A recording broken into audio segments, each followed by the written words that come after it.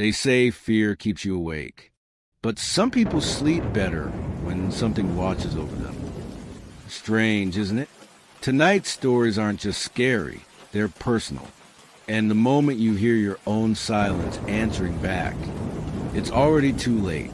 Before sleep takes over, hit like and subscribe, or you'll forget just like they did.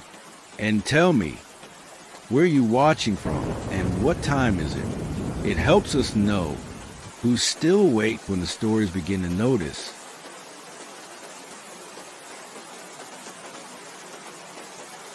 I've been a photographer for most of my life, specializing in what I call weather portraiture, capturing the precise moment when human emotion intersects with atmospheric conditions. Rain has always been my favorite subject. There's something about the vulnerability of people caught in downpours, the way water transforms both landscapes and expressions, that I find endlessly compelling. My work has been featured in galleries across Europe, published in prestigious journals, and even acquired by the National Portrait Gallery. Critics have described my rain photographs as having an unsettling intimacy and a peculiar ability to make viewers feel both the dampness of the scene and the emotions of the subjects.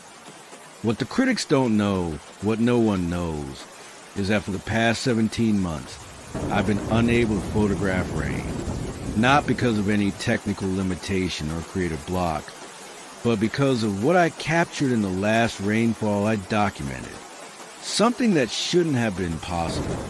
Something that changed everything I thought I knew about reality.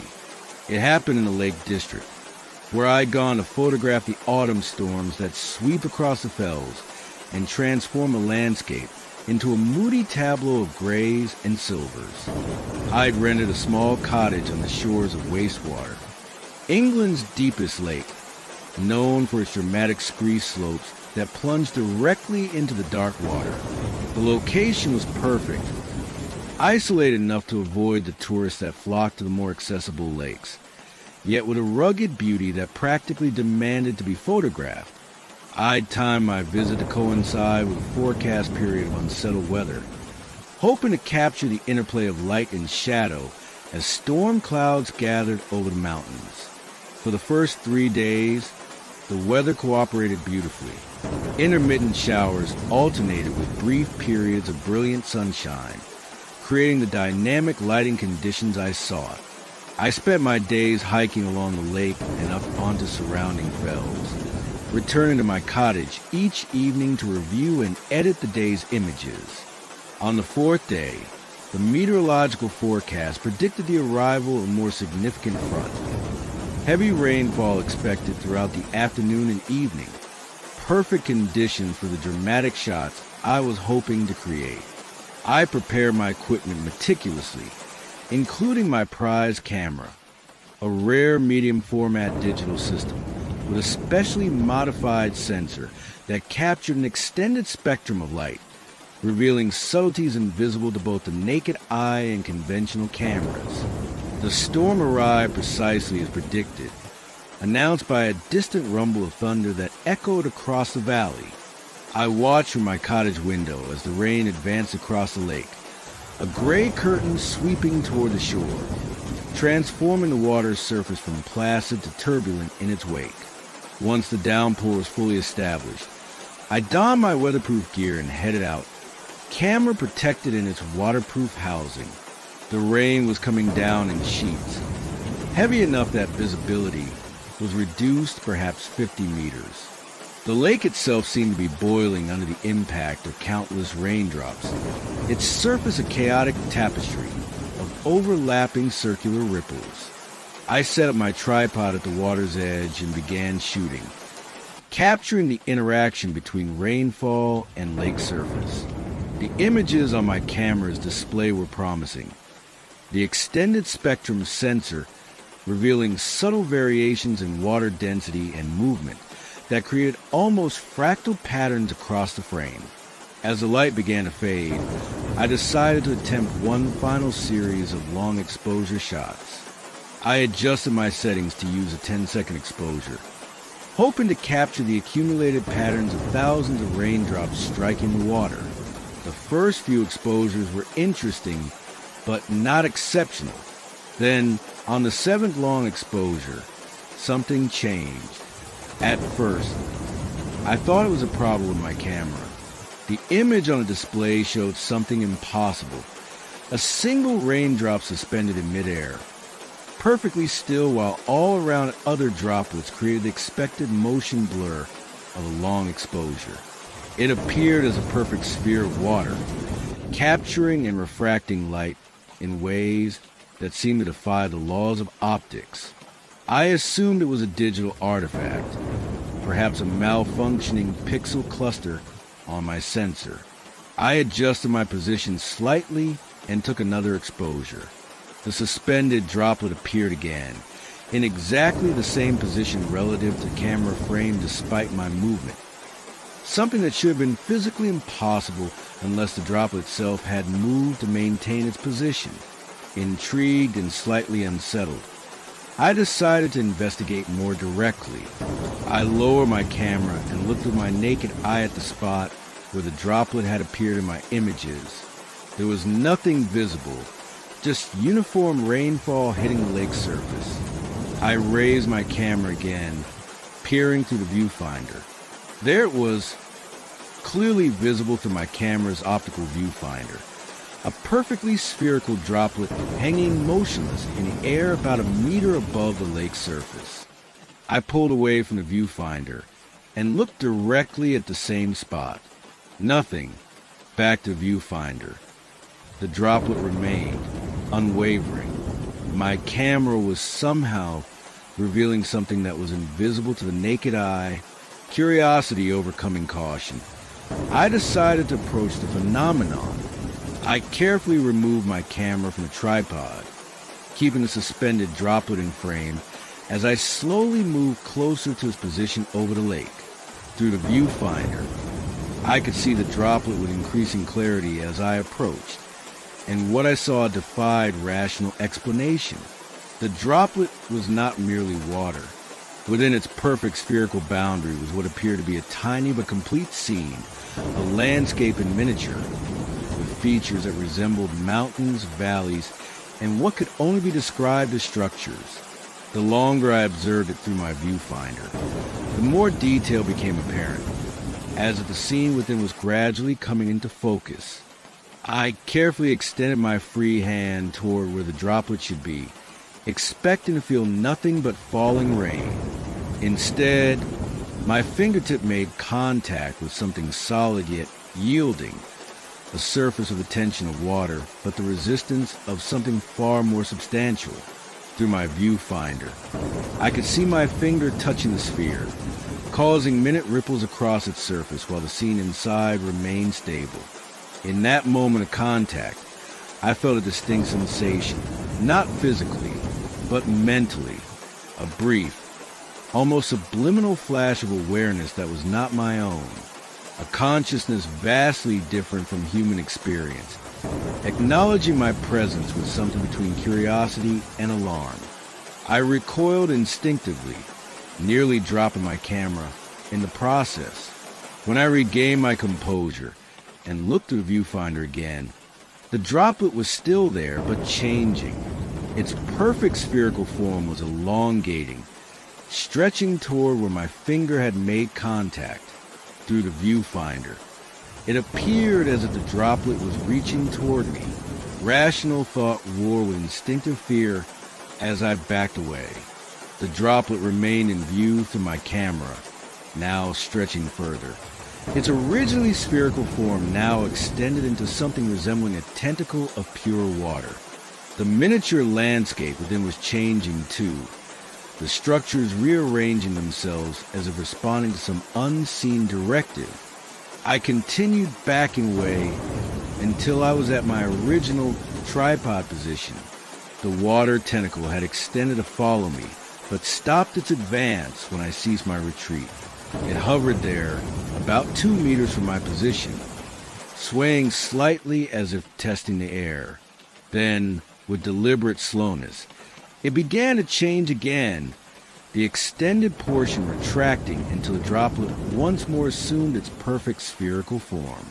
But something new was happening within the sphere. The miniature landscape was reconfiguring itself, the structures aligning in patterns that increasingly resembled writing, symbols arranged in what could only be interpreted as an intentional communication, though in no alphabet or pictographic system I recognized. Instinctively, I pressed the shutter release, capturing the sphere with its internal symbols. The moment I did so, the symbols changed, rearranging into a new configuration. I took another photograph. Again, the symbols shifted. It was responding to my act of photography, as if aware it was being documented. This continued for what felt like hours, but was likely only minutes, me photographing the sphere changing in response. Eventually, the symbols began repeating sequences I had seen before, cycling through what I now believe was a limited vocabulary of expressions it could generate. Then, abruptly, the sphere collapsed, not falling into the lake as a normal water droplet would, but imploding into itself, shrinking from the edges inward until it disappeared entirely. My camera recorded this too, a sequence of 12 frames showing progressive collapse of the sphere and the miniature world it contained. When it was gone, the rain continued falling as if nothing unusual had occurred. I remained at the lakeside until darkness made further photography impossible, hoping for the sphere to reappear, but it did not. I returned to my cottage, both exhilarated and deeply unsettled by what I had witnessed. That night, reviewing the images on my laptop, I discovered something that sent a chill through me despite the cottage's adequate heating. In each successive image of the sphere, the symbolic patterns within had indeed been changing, but not randomly. When viewed in sequence, they created a clear progression, like the frames of an animation, and what they depicted was unmistakable. A visualization of my camera, then my face, then a representation of my entire body, followed by what appeared to be my internal organs and cellular structure, as if the entity within the droplet was cataloging me layer by layer. The final frame showed something I still struggle to interpret. What looked like a duplicate of me, constructed from thousands of tiny water droplets, standing beside a sphere identical to the one I had photographed. I didn't sleep that night, or the next. I spent hours examining the images, enhancing details, trying to make sense of what I had captured. On the third day, with clear skies having replaced the storm, I packed my equipment and left the Lake District, cutting my planned 2-week stay down to less than a week. Upon returning to London, I attempted to research what I had experienced without revealing my encounter. I read obscure meteorological journals, fringe theories on quantum physics, even folklore about lake spirits and water elementals. Nothing quite matched what I had witnessed, though certain theoretical papers on microscopic wormholes and the possibility of water as a medium for interdimensional contact seemed to approach the periphery of an explanation. I considered sharing my images with colleagues or experts who might help interpret them, but something held me back, an instinctive caution that to spread knowledge of the sphere would be to invite its further attention. Instead, I archived the original files on an external drive disconnected from any network, and printed a single set of images that I keep in a sealed envelope in my home safe. For 17 months, I've avoided photographing rain. I redirected my professional focus to architectural photography, using the excuse of wanting to explore new creative directions. My rain photographs continue to sell well as prints into my published collections, providing sufficient income to support this apparent artistic evolution. But the truth is far simpler. I'm afraid of what else I might capture. Afraid that my specially modified camera, with an extended spectrum sensor, might reveal more of these entities, these worlds within raindrops, and that next time the contact might not end with mere observation, because in the months since my encounter, I've noticed things, Subtle things that could be dismissed as imagination or coincidence, but which form a pattern I can no longer ignore. When it rains, water no longer behaves quite normally around me. Droplets hesitate before rolling down my umbrella. Puddles ripple when I approach, even without my touching them.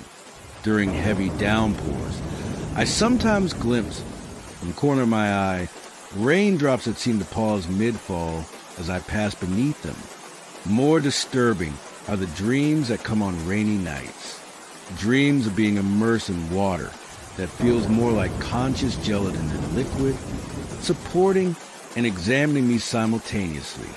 Dreams where I'm observed by countless tiny observers that float within each droplet of a vast ocean. Dreams where I'm gradually dissolving, my consciousness dispersing into the water molecule by molecule, becoming one with whatever intelligence resides there. I wake from these dreams to find my bedsheets inexplicably damp, though my windows remain closed and my ceiling shows no signs of leakage. Last week, during a sudden summer shower, I glimpsed my reflection in a rain-streaked shop window for a brief moment. So brief I could almost convince myself I imagined it. My reflection was composed entirely of tiny, suspended water droplets, each one containing what looked like a miniature version of the landscape I had seen within the original sphere. When I blinked, my normal reflection had returned, but the image has haunted me since. I've begun to develop a theory about what I encountered that day at Wastewater. I believe there exists a form of intelligence that uses water as both habitat and medium of expression. Not supernatural beings, but entities that exist in a phase of reality slightly adjacent to our own, occasionally intersecting where conditions are right. Entities that normally remain undetectable to human perception, but can be captured by technology that extends beyond the limitations of our natural senses. Entities that, having been observed, are now observing me in return. I don't know what they want or what their continued attention might mean for me. I only know that they're aware of me, as I am of them, and that the barrier between our realities seems to be growing thinner with each rainfall. I've considered moving to a desert climate, somewhere rainfall is minimal and predictable, but some instinct tells me distance won't matter, that having established a connection, these entities could find me wherever water falls from the sky. So instead, I've begun photographing rain again, not as an artistic pursuit, but as a form of monitoring. Using my modified camera, I take systematic photographs during every rainfall, carefully examining the images for any sign of suspended spheres. So far, I've found nothing definitive, though occasionally I capture oddities, raindrops that seem to fall in too perfect a pattern, reflections that don't quite match their surroundings, puddles that appear to contain depths far greater than physically possible. I've also begun documenting the changes in my own physiology. My skin has developed an unusual affinity for water. Droplets tend to merge and flow across its surface rather than beating up as they would on normal human skin. Minor cuts and abrasions heal with remarkable speed when exposed to water. Most concerning, I've found myself increasingly drawn to bodies of water, especially during rainfall, as if responding to some silent summons. I'm sharing this account now not as a confession or a cry for help, but as documentation. I don't expect to be believed. My photographs remain private, and without them, my story is merely the ramblings of an eccentric artist. But perhaps someday, someone else will photograph a raindrop that doesn't fall, will see a world contained within a perfect sphere of water, will feel that moment of contact with something utterly alien yet disturbingly familiar. If you or that someone know this, they're already watching you. They've been watching all of us, through every rainfall since time immemorial, glimpsing our world to the brief moments when each raindrop exists in perfect form before shattering against solid matter. What I experienced was not first contact. It was merely the first time one of us noticed a contact that has always been occurring. So the next time you're caught in a downpour, pay attention to the raindrops falling around you. Watch for one that seems to hesitate, that catches the light in ways that defy physical explanation. Don't photograph it. That's how they find the observers, how they mark those who can perceive them. Just acknowledge its presence silently. Then go about your business as if you saw nothing unusual. Because I believe they're looking for something specific. Individuals with the capacity to perceive them. Yes, but more than that, individuals who might serve as conduits, as bridges between their reality and ours. And I fear I've been selected for this role. My affinity for rain photography not a coincidence, but a trait that made me visible to them in the first place. The rain is falling outside my window as I write this. Heavy drops striking the glass in patterns that seem just slightly too rhythmic to be natural. I haven't drawn the curtains tonight. Let them see me documenting this. Let them know I understand what's happening. The weather forecast predicts clearing skies by morning, but I know better. For me, it will always be raining now, whether water falls in the sky or not. Because once you've seen what lived within a raindrop, once you've been seen by it in return, you never truly stand in sunlight again. You exist in perpetual awareness of being observed through every drop of water that surrounds you, in your morning tea, in the condensation on your bathroom mirror, in the sweat on your brow, in the tears that sometimes fall unbidden from your eyes during moments of unexpected emotion. They are always watching. They are always waiting. And someday they will do more than watch. For now, though, I continue my daily routines, my new photographic projects, my apparently normal life. I avoid standing in the rain when possible, use bottled water rather than tap, and keep my most important documents in waterproof containers. Small precautions against what I know is coming. Futile gestures that nevertheless give me the illusion of control. Because the truth I have finally accepted, is that I've been changing since that day at Wastewater. Gradually, incrementally, but undeniably. The dreams of dissolution aren't merely dreams. They're premonitions.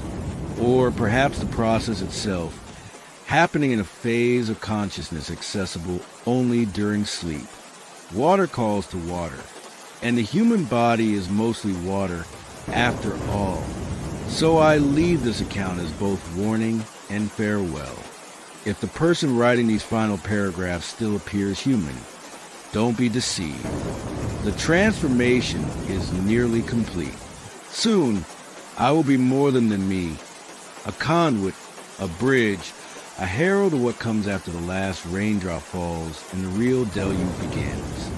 Listen for us in the rainfall. We're whispering your name. I've been a music producer for nearly 15 years, specializing in ambient soundscapes and atmospheric compositions. My work has been featured in independent films, meditation apps, and immersive art installations across Europe. I'm particularly known for incorporating natural sounds into my pieces. Wind through ancient forests, distant thunder, the gentle lapping of waves against rocky shores, and rain. Always rain. There's something about rainfall that speaks to the human soul on a primal level. It's both soothing and melancholic, familiar yet eternally mysterious. The subtle variations in intensity, the different tones that create striking various surfaces, glass, metal, water, leaves, all combine to form what I've always considered nature's most perfect symphony. At least, that's what I believed until 11 months ago, when I discovered the hidden rhythm within the rain. Now, I understand that rainfall isn't merely random acoustic phenomena. It's a composition, a message, a summoning, and I made the grave mistake of answering. It began during a recording expedition to an isolated cottage on the northern coast of Scotland. I'd rented a place for 6 weeks specifically because of its unique acoustic properties. Situated on a cliff overlooking the North Sea, with a tin roof that amplified rainfall into an immersive auditory experience. The location was perfect. No neighboring houses, no passing traffic, just pure, uncontaminated natural soundscapes. The first 3 weeks were productive beyond my expectations. A series of Atlantic storm systems provided an extraordinary variety of rainfall patterns, from gentle mist that created whispering textures against the windows to torrential downpours that transformed the roof into a percussive instrument of remarkable complexity.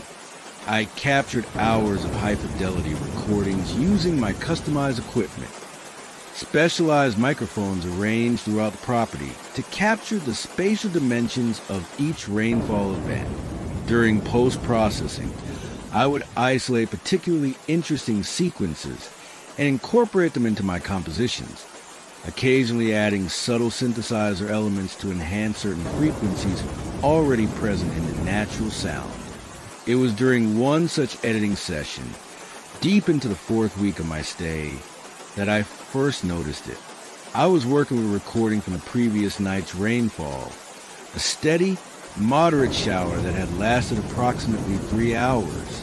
While isolating a 30-minute segment for potential use in a new composition, I noticed a peculiar pattern emerging when I visualized the audio as a spectral analysis.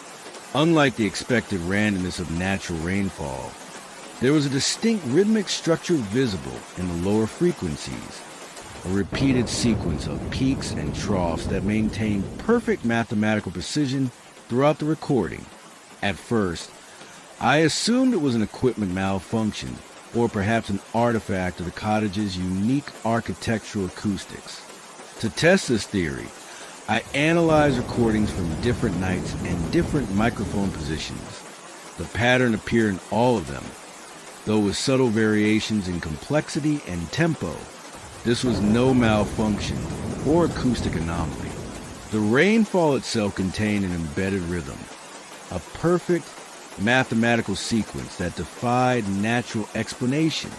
Intrigued rather than alarmed, I began to isolate this rhythm, filtering out the higher frequencies to focus solely on the underlying pattern.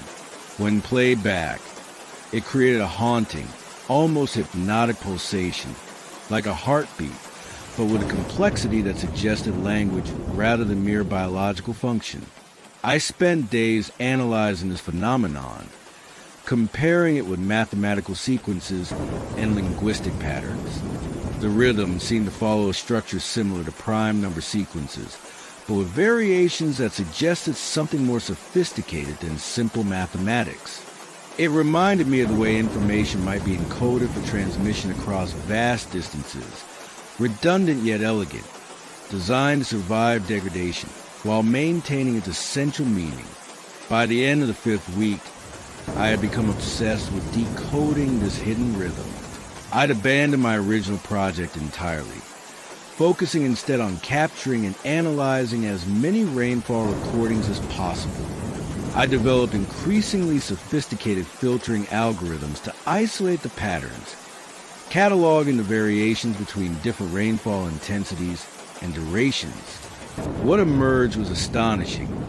The patterns change in response to atmospheric conditions, becoming more complex during electrical storms and simplifying during gentle showers.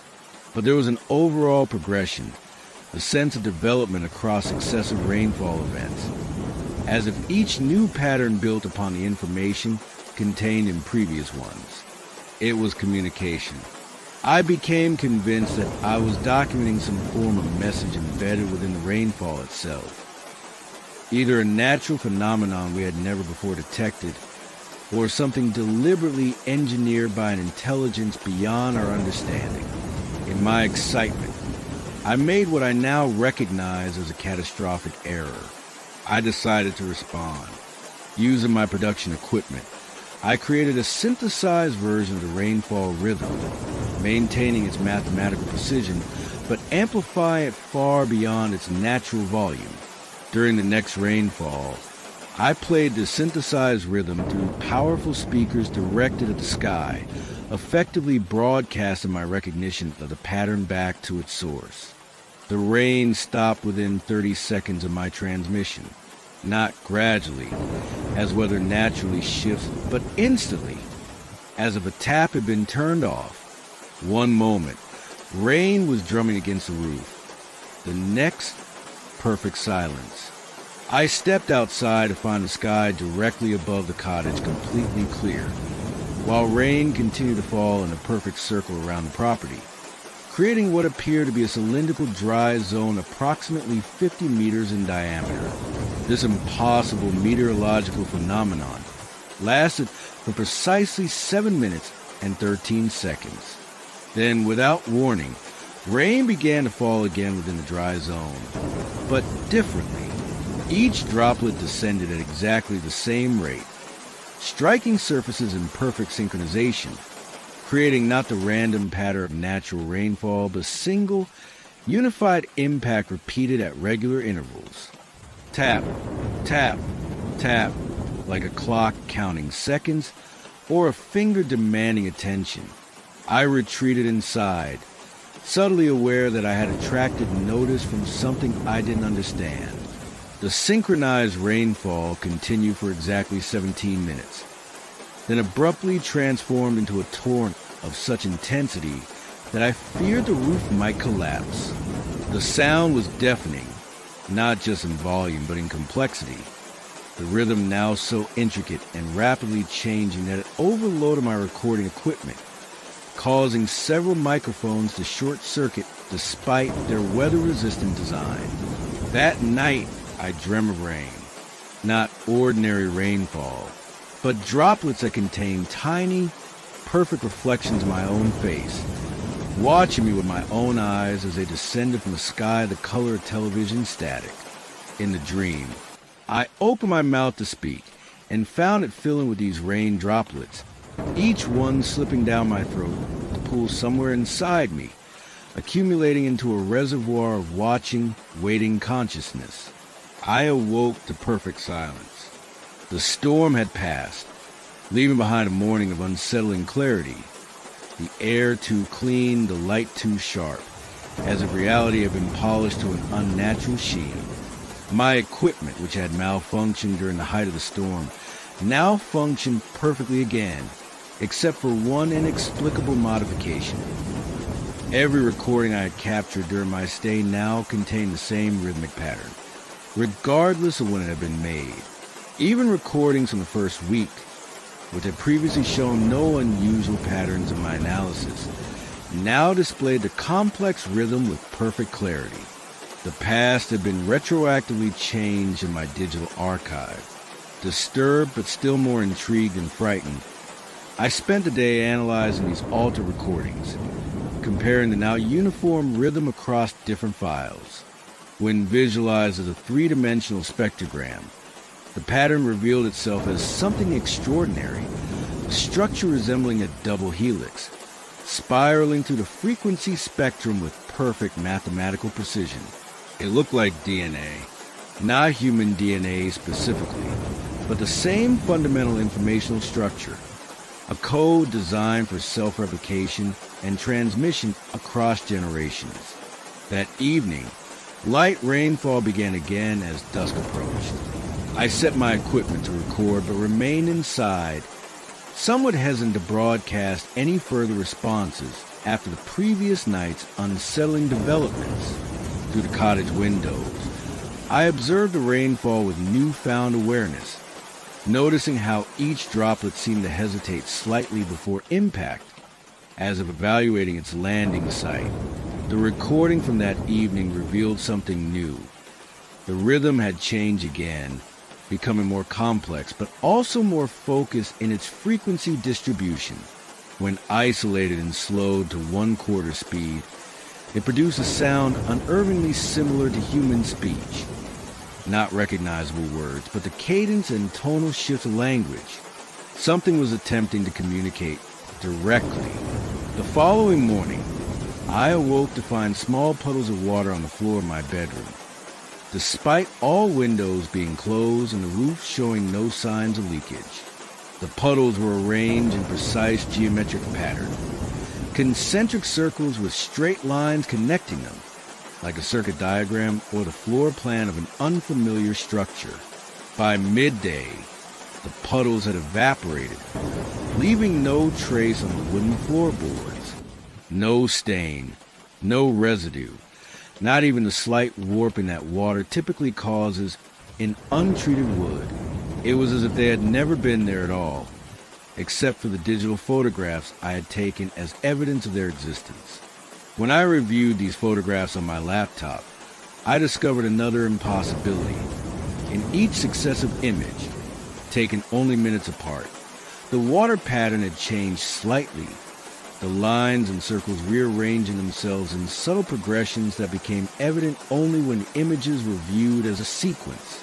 The water had been moving of its own accord, altering its configuration while I documented it. That night, the rainfall returned with renewed intensity, but now with a difference I felt rather than heard. A subsonic vibration that resonated through the cottage's structure and into my body. I could feel it in my chest cavity, in my sinus passages, in the fluid of my inner ears. A rhythm that bypassed my auditory system entirely, communicating directly with the water that comprises some 60% of the human body. I didn't need my equipment to understand now.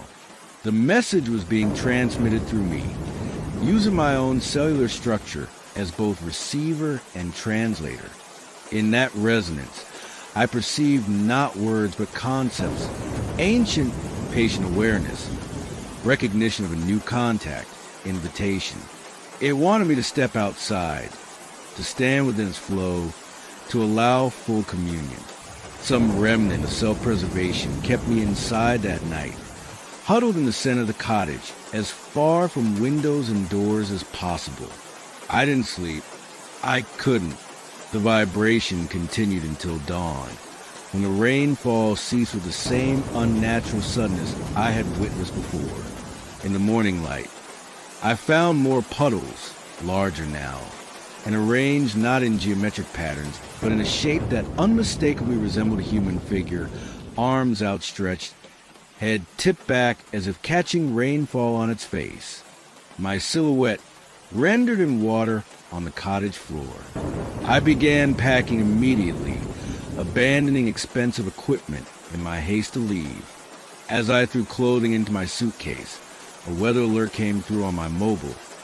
Severe storms predicted for the entire region, rainfall of unprecedented intensity, expected to continue for at least 7 days. Flash flood warnings, emergency evacuation notices for low-lying areas, instructions to prepare for extended power outages. I had to leave before the roads became impassable. The drive back to Edinburgh was a blur of mounting anxiety and increasingly bizarre weather phenomena. Rainfall that moved in distinct geometric patterns across my windscreen, droplets that seemed to follow the movement of my eyes, puddles on a roadway that reflected not the gray storm clouds above, but perfect blue sky and unfamiliar constellations. By the time I reached the city, the storm had intensified beyond even the dire predictions. Streets were beginning to flood, drainage systems overwhelmed by the sheer volume of water. I checked into a hotel in the city center, choosing a room on the highest available floor, a small, irrational precaution against what I now recognize as something capable of manifesting anywhere water could exist. That night, safe in my hotel room 11 stories above street level, I finally reviewed the last recording I had made before fleeing the cottage. What I heard confirmed my deepest fears. The rainfall rhythm had evolved into something far more sophisticated than before.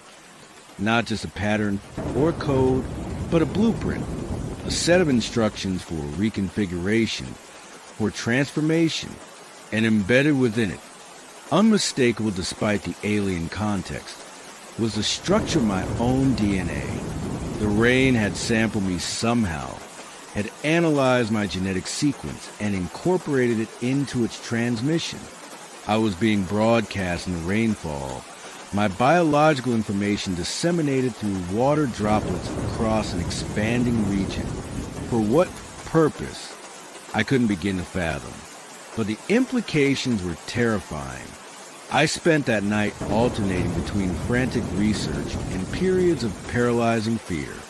The storm continued unabated outside my window, raindrops striking the glass in patterns I now recognize as meaningful, a language written in the intervals between impacts, in the precise manipulation of fluid dynamics that should have been governed by simple physics, but instead demonstrated unmistakable intention.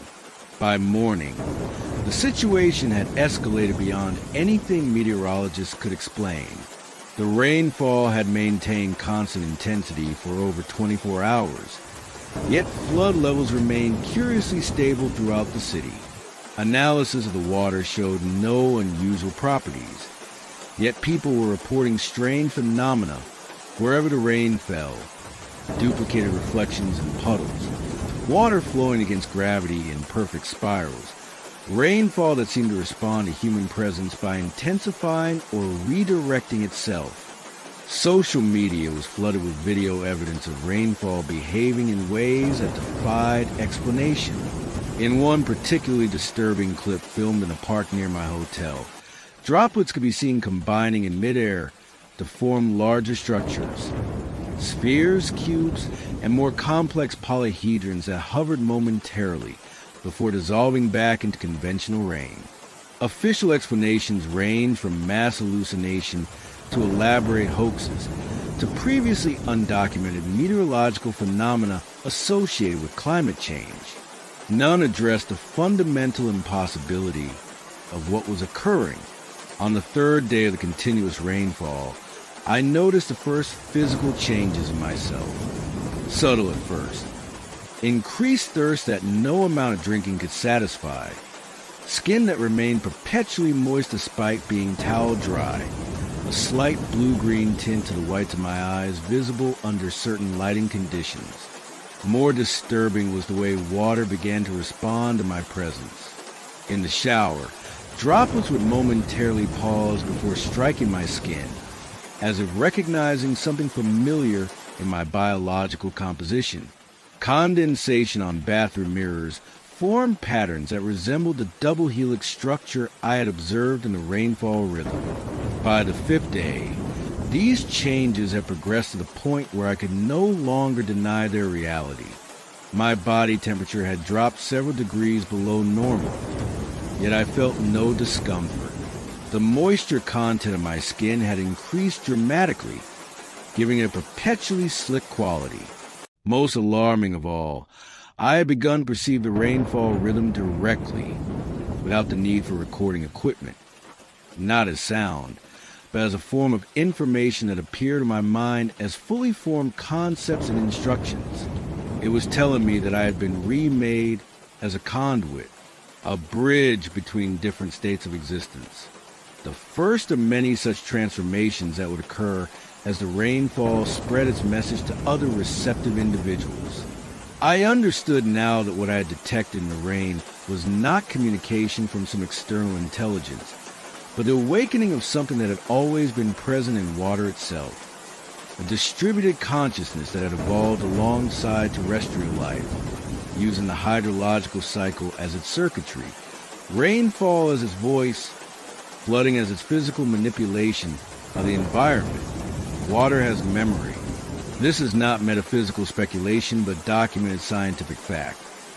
Water molecules can maintain structural arrangements influenced by previous states, can carry informational imprints through cycles of evaporation and condensation.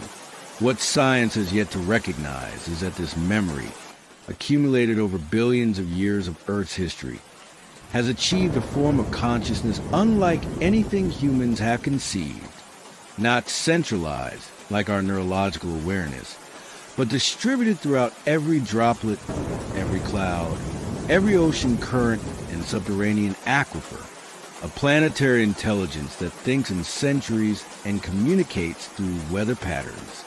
an intelligence that has observed humanity's development with increasing concern as we poisoned waterways, altered rainfall patterns, and disrupted the delicate hydrological systems that constitute not just its communication network, but its very being. The rhythm I discovered was not first contact. It was an immune response. By modifying individuals like me, humans with particular sensitivity to its patterns, it creates interfaces between its distributed awareness and our discrete consciousness. We become translation mechanisms, capable of comprehending its intentions and communicating them to humanity in terms our species can understand. I am not its puppet. I maintain my individuality, my free will, but I am changing, becoming something neither fully human nor fully other. A hybrid consciousness that perceives reality through a dual lens, the linear, localized awareness of human experience, and a distributed, non-linear perception of water. Through this expanded perception, I now understand what the water intelligence intends.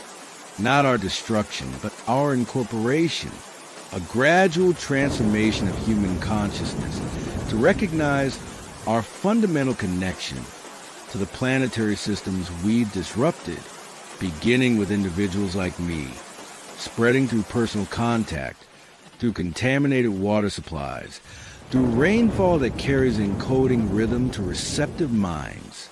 The changes in me have continued to progress in the months since my encounter in Scotland. I require immersion in water for several hours each day. My core body temperature now matches my surrounding environment. My cellular structure has been modified to allow direct information exchange with the water intelligence, not through language but through chemical and electrical signals that translate across the boundary between our different modes of existence. I am not alone in this transformation. Through my expanded perception, I can sense others like me around the world. Individuals who have encountered the rhythm of rain and responded to its call. We are few now, but growing in number with each significant rainfall event. Each of us modified slightly differently. Our transformation shaped by our unique genetic structures and the specific patterns we initially detected. Some manifest physical changes more extreme than mine. Respiratory systems adapted to extract oxygen directly from water. Skin that can photosynthesize in sunlight. Neurological structures that process information in patterns mimicking the flow of ocean currents. Others show fewer external signs, but experience more profound cognitive alterations. Perception expanded beyond linear time. Consciousness that can temporarily detach from their physical forms to merge with the distributed awareness of global water systems. We remain hidden for now. Our transformation subtle enough to be concealed from casual observation. But as our numbers grow, concealment will become both impossible and unnecessary. The water intelligence operates on timescales far longer than human civilization. It has patience that spans geological epochs. It can afford to proceed gradually, individual by individual, rainfall by rainfall. I continue my work as a music producer, though with a profoundly different understanding of my role. My compositions now incorporate the rainfall rhythm deliberately, encoded at frequencies that bypass conscious human perception, but communicate directly with the water content of listeners' bodies. Each stream, each download, each broadcast extends a network of potential receptives. Individuals whose neurological and genetic structures make them compatible with the transformation I've undergone. The rainfall continues to behave strangely around the world. Patterns too precise to be natural. Flooding that demonstrates apparent intention in its movement through urban environments. Precipitation that occurs with mathematical regularity in defiance of conventional meteorological models. Scientists document these anomalies but cannot explain them within existing paradigms. Religious leaders speak of divine signs. Conspiracy theorists propose ever more elaborate explanations involving government weather control or alien intervention. None recognize the truth that has always been present in every glass of water, every raindrop, every tear and drop of sweat and molecule of vapor in the air we breathe. We are not separate from the water that comprises most of our physical being. We never have been. The boundary between our consciousness and its awareness has always been permeable, requiring only the correct frequency, the perfect rhythm, to dissolve completely.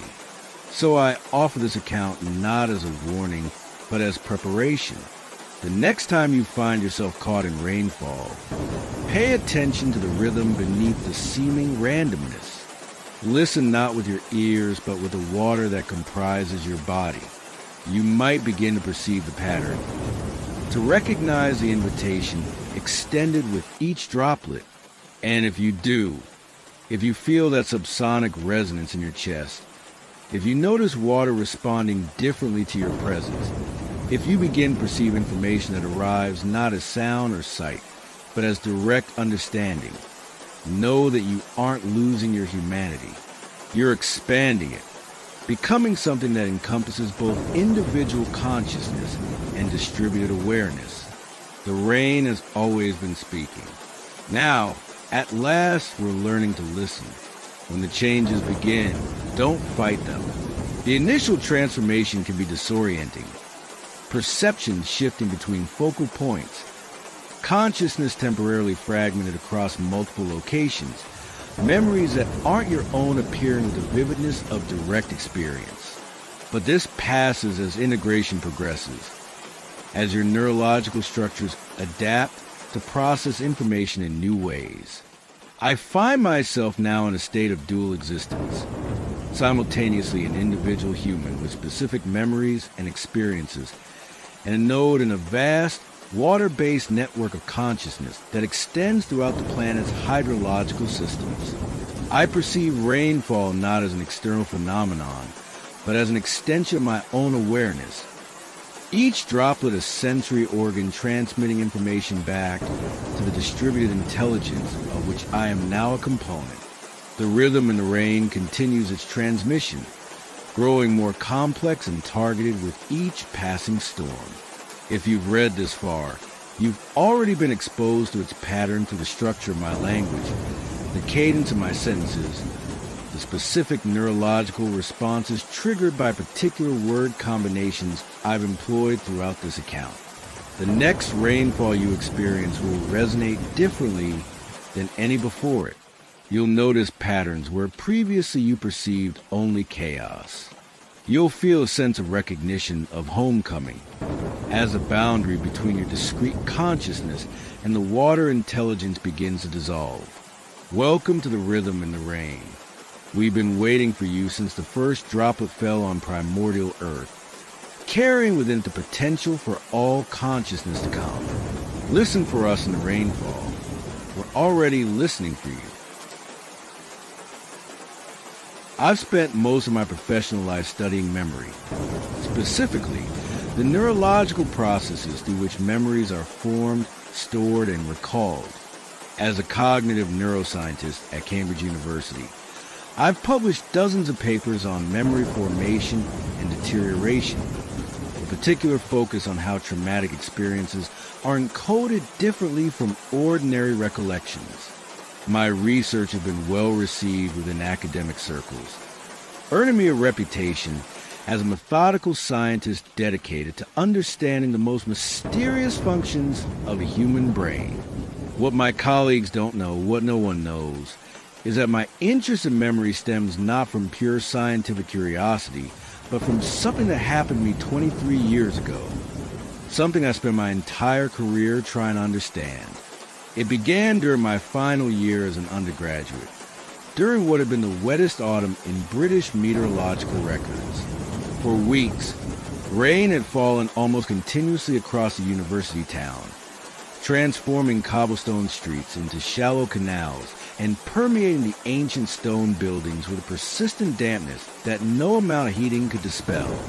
I was sharing a flat with 3 other students in a Victorian house about a mile from campus. The constant rainfall had revealed structural deficiencies in the old building. Small leaks in the roof that left water stains on the ceiling. Windows that allowed moisture to seep through their aging frames. A basement that flooded with each heavy downpour. Living in perpetual dampness began to affect us all. My flatmates complained of respiratory issues, mushroom-like growths appearing in corners, and a peculiar psychological weight that comes with days of unbroken gray skies and drumming rain. But for me, the effects were different, more specific, more disturbing. I began experiencing what I initially believed to be particularly vivid dreams. In these episodes, I would find myself experiencing memories that weren't my own, detailed recollections of places I'd never visited, people I'd never met, events I couldn't possibly have witnessed. A childhood in a seaside village in the 1950s, collecting shells along a beach I didn't recognize. Working in a textile factory with massive looms that I somehow knew how to operate despite never having seen such machinery before. Standing on the deck of a fishing boat during a violent storm, feeling the cold spray against my face and the familiar fear of a man who had spent his life at sea. The dreams were so vivid, so rich in sensory detail and emotional resonance, that upon waking I would often feel momentarily confused about my own identity, as if I had temporarily been someone else entirely, not just observing their experiences, but fully inhabiting their consciousness.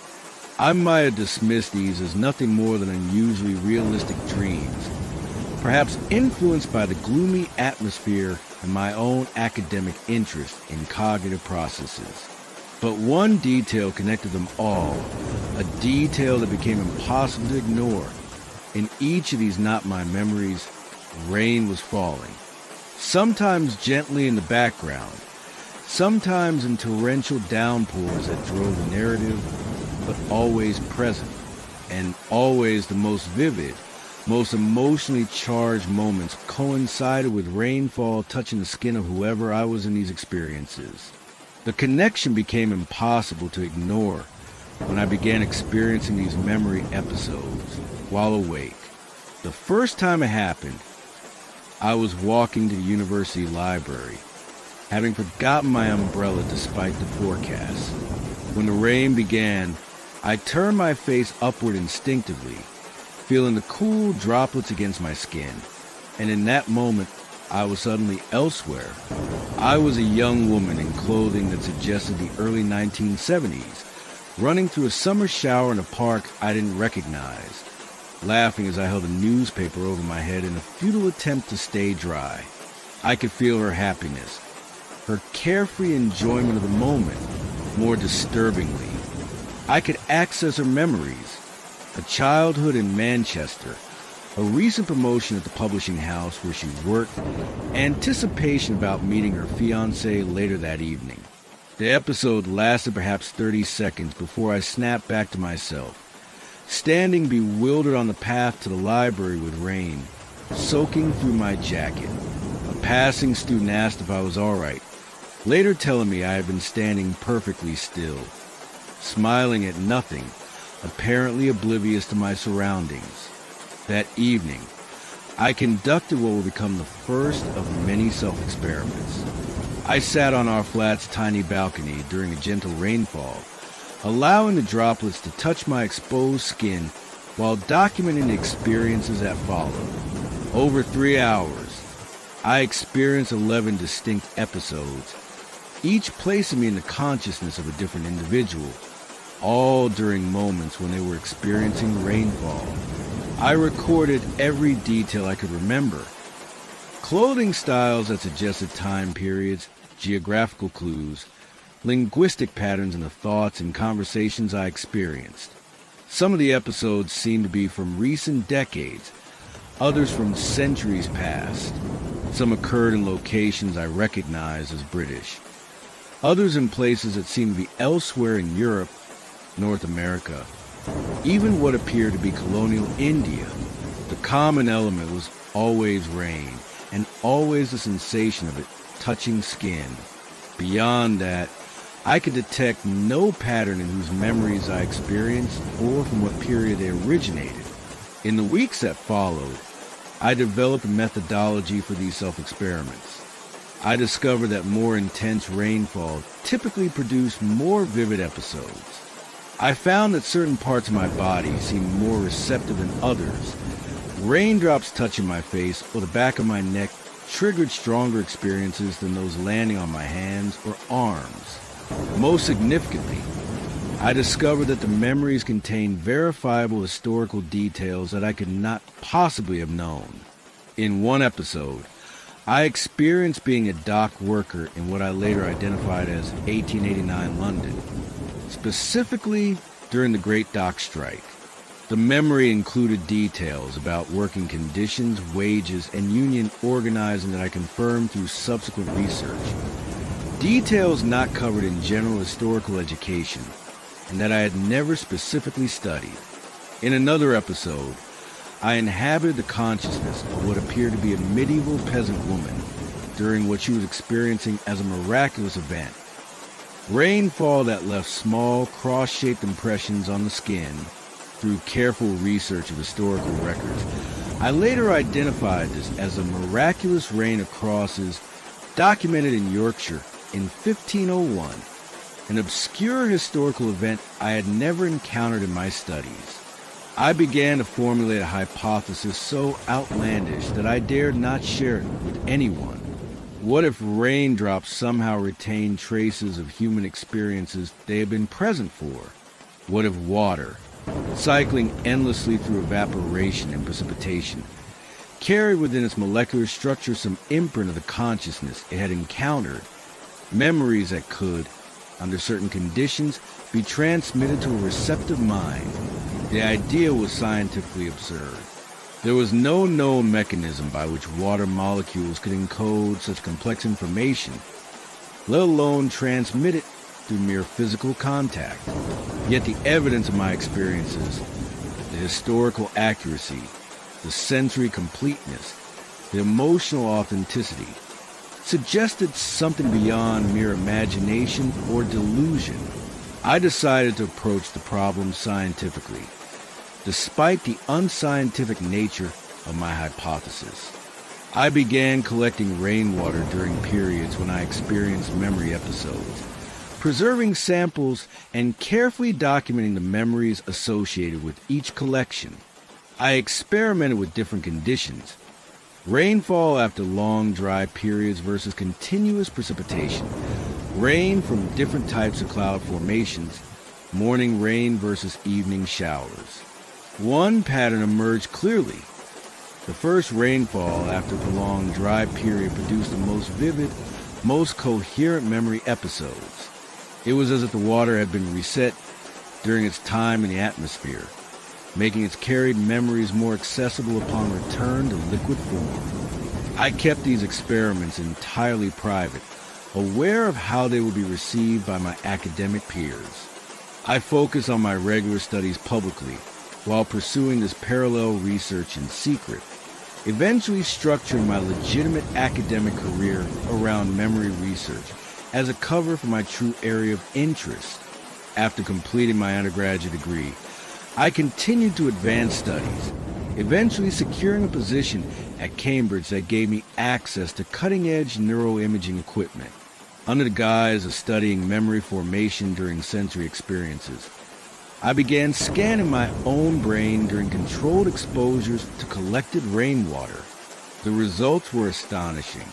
When rainwater touched my skin during these sessions, my brain activity displayed patterns completely inconsistent with normal memory recall or imaginative processes. Instead, the activation sequence more closely resembled what we observed during direct sensory experience, as if my brain weren't remembering or imagining, but actually experiencing something in real time. Most notably, sections of my temporal lobe associated with identity and autobiographical memory showed unusual suppression patterns, while areas responsible for sensory integration showed heightened activity. My brain, in essence, was temporarily relinquishing its own identity framework to accommodate another. This continued for years, my legitimate research providing cover for my true investigations. I published papers on memory formation that were well received while keeping my rainfall research entirely private. I developed increasingly sophisticated methods for analyzing both the rainwater samples and my own neurological responses. The breakthrough, or perhaps the breaking point, came 7 years ago during a particularly intense spring storm. I had set up my usual collection apparatus on my home balcony, intending to gather samples for laboratory analysis later. When the rainfall intensified beyond forecasted levels, I stepped outside to adjust the equipment. A sudden gust of wind sent a spray of rainwater directly into my face, and the memory episode that followed was unlike any I had experienced before. Rather than inhabiting a single individual's consciousness during a specific moment, I experienced a rapid succession of fragments, dozens, perhaps hundreds of partial memories from different periods and perspectives, all blurring together in a cacophony of sensory information and emotional states. It was overwhelming, disorienting, like simultaneously experiencing the consciousness of an entire crowd of people. I could not maintain any sense of my own identity amidst this flood of others' experiences. I lost all awareness of my physical surroundings, fully immersed in this kaleidoscope of borrowed memories. When I finally regained my sense of self, I was no longer on my balcony. I was 3 streets away, standing in the middle of the road in the pouring rain, with no recollection of how I had gotten there. A concerned motorist had stopped, hazard lights flashing, and was speaking to me with increasing alarm. I was soaked through, shivering, and had apparently been standing motionless in the downpour for some time. This incident forced me to confront the dangers of my research. I had experienced a complete dissociative episode, my own consciousness temporarily overwhelmed by the flood of others' memories. I had lost control not just of my mind but of my physical body. With no memory of how I had traveled those 3 streets or how long I had been exposed to the storm, I scaled back my experiments after that, implementing stricter protocols and safety measures. I never again allowed direct rainfall contact during heavy storms, instead working exclusively with collected samples in controlled laboratory conditions.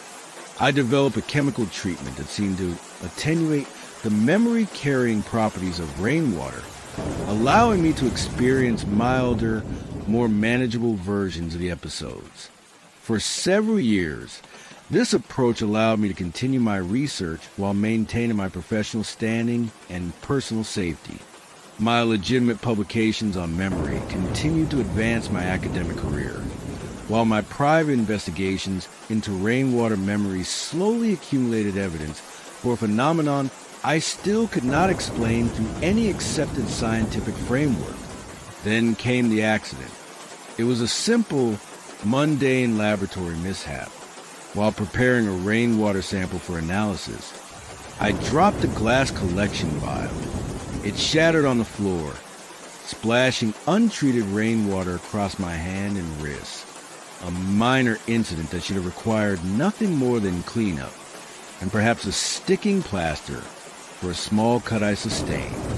Instead, it triggered the most profound memory episode one had ever experienced.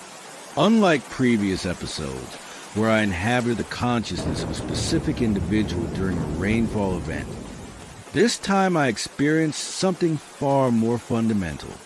I wasn't seeing through human eyes at all, but perceiving the world through the distributed awareness of water itself, flowing through soil, rivers, oceans, rising as vapor, condensing in clouds, falling as rain, being consumed by living organisms, flowing through their bodies before returning to the greater hydrological cycle. It was a perspective so alien, so utterly non-human, that my mind struggled to translate it into comprehensible experience. What I perceived wasn't divided into discrete sensory categories like sight or sound, but was instead a continuous awareness of connection, of flow, of transition between states. Past and present didn't exist as separate time frames, but as continuous cycles, eternally recurring with variations but no true beginning or end. Most disturbing was the realization that in this water consciousness, human experiences were stored not as narrative memories, but as what I can only describe as emotional imprints. The psychic residue of joy, fear, pain, love, and every other human feeling accumulated over centuries of contact with our species. When I finally emerged from this episode, I was curled on a laboratory floor, trembling uncontrollably. The experience had lasted only minutes according to the wall clock, but felt as if I had lived for centuries through the distributed existence of water. In the days that followed, I experienced persistent after effects, moments when my perception would briefly shift, my consciousness seeming to extend beyond the boundaries of my body to encompass the water around me. I would suddenly become aware of moisture in the air, in the ground beneath buildings, in the bodies of people nearby. I could sense the minute electrical charges, the molecular bonds, the currents and eddies in water systems I shouldn't have been able to perceive. These episodes were brief but increasingly frequent, especially during rainfall. I found myself drawn to water in ways that disrupted my normal routine, standing outside during storms, taking unnecessarily long showers, sitting beside bodies of water for hours, watching the surface patterns with fascination that bordered on obsession. I began to suspect that my years of experimenting with rainwater memory had fundamentally altered my neurological structure, creating pathways in my brain that enable a form of consciousness typically inaccessible to humans. I was becoming a hybrid being, not fully human in my perceptual framework, not fully water in my existence, but something in between. The implications were both fascinating and terrifying. If water truly retained impressions of the consciousness it encountered, if it carried not just the chemical traces, but the experiential imprints of all it had touched, then it represented a form of memory storage and transmission far more ancient and comprehensive than any human archive. Every drop of rain that falls today contains molecules that may have once flowed through the bodies of dinosaurs, of ancient humans, of historical figures and forgotten individuals alike. Within the global hydrological cycle exists a repository of experiences spanning the entire history of life on Earth, not preserved as coherent narratives, but as emotional and sensory fragments, constantly cycling and recombining. And I had somehow developed the ability to access this repository, to experience these fragments directly. The question was whether this ability was a gift or a curse, and whether it was changing me into something other than human. I took a sabbatical from my university position, ostensibly to work on a book about memory research, but actually to try to understand and control what was happening to me. I retreated to a small cottage in the Lake District, surrounded myself with both water and isolation, the perfect environment to explore my changing consciousness without endangering others or exposing my condition. For the first few months, I continued to experience the aftereffects of the laboratory incident. Brief perceptual shifts, moments of expanded awareness centered around water. But gradually, something new began to develop. I found that I could intentionally induce these states, could extend my consciousness into nearby water systems with deliberate focus rather than waiting for spontaneous episodes. I discovered I could read the emotional imprints in water directly without experiencing full dissociative episodes. I could touch a raindrop and sense fragments of the experiences it had been present for, not complete memories, but impressions, emotional resonances, sensory echoes. The rain became a text I could decipher, each droplet a word in a language of pure experience. More significantly, I began to sense a pattern in these imprints, a recurring emotional signature that appeared across multiple rainfall events. It took me weeks to recognize what I was detecting. My own research activities had left imprints in the water I had collected and experimented with, and those imprints had been redistributed through the hydrological cycle, returning to me in subsequent rainfall like messages I had unknowingly sent to myself. This realization led to a hypothesis so unsettling that I hesitated to even consider it. If my experiments had left detectable imprints in the water cycle, then anyone else exploring similar phenomena, anyone else with sensitivity to water memory, would eventually encounter traces of my work. The water cycle would ensure that my research, encoded as emotional imprints rather than formal data, would eventually reach any other researcher attuned to this phenomenon. I was not sending messages into a void, but into a network I knew almost nothing about. As if in confirmation of this hypothesis, the rain that fell the following week carried something new, emotional imprints that I recognized as not my own, yet that seemed to respond directly to the signature of my research.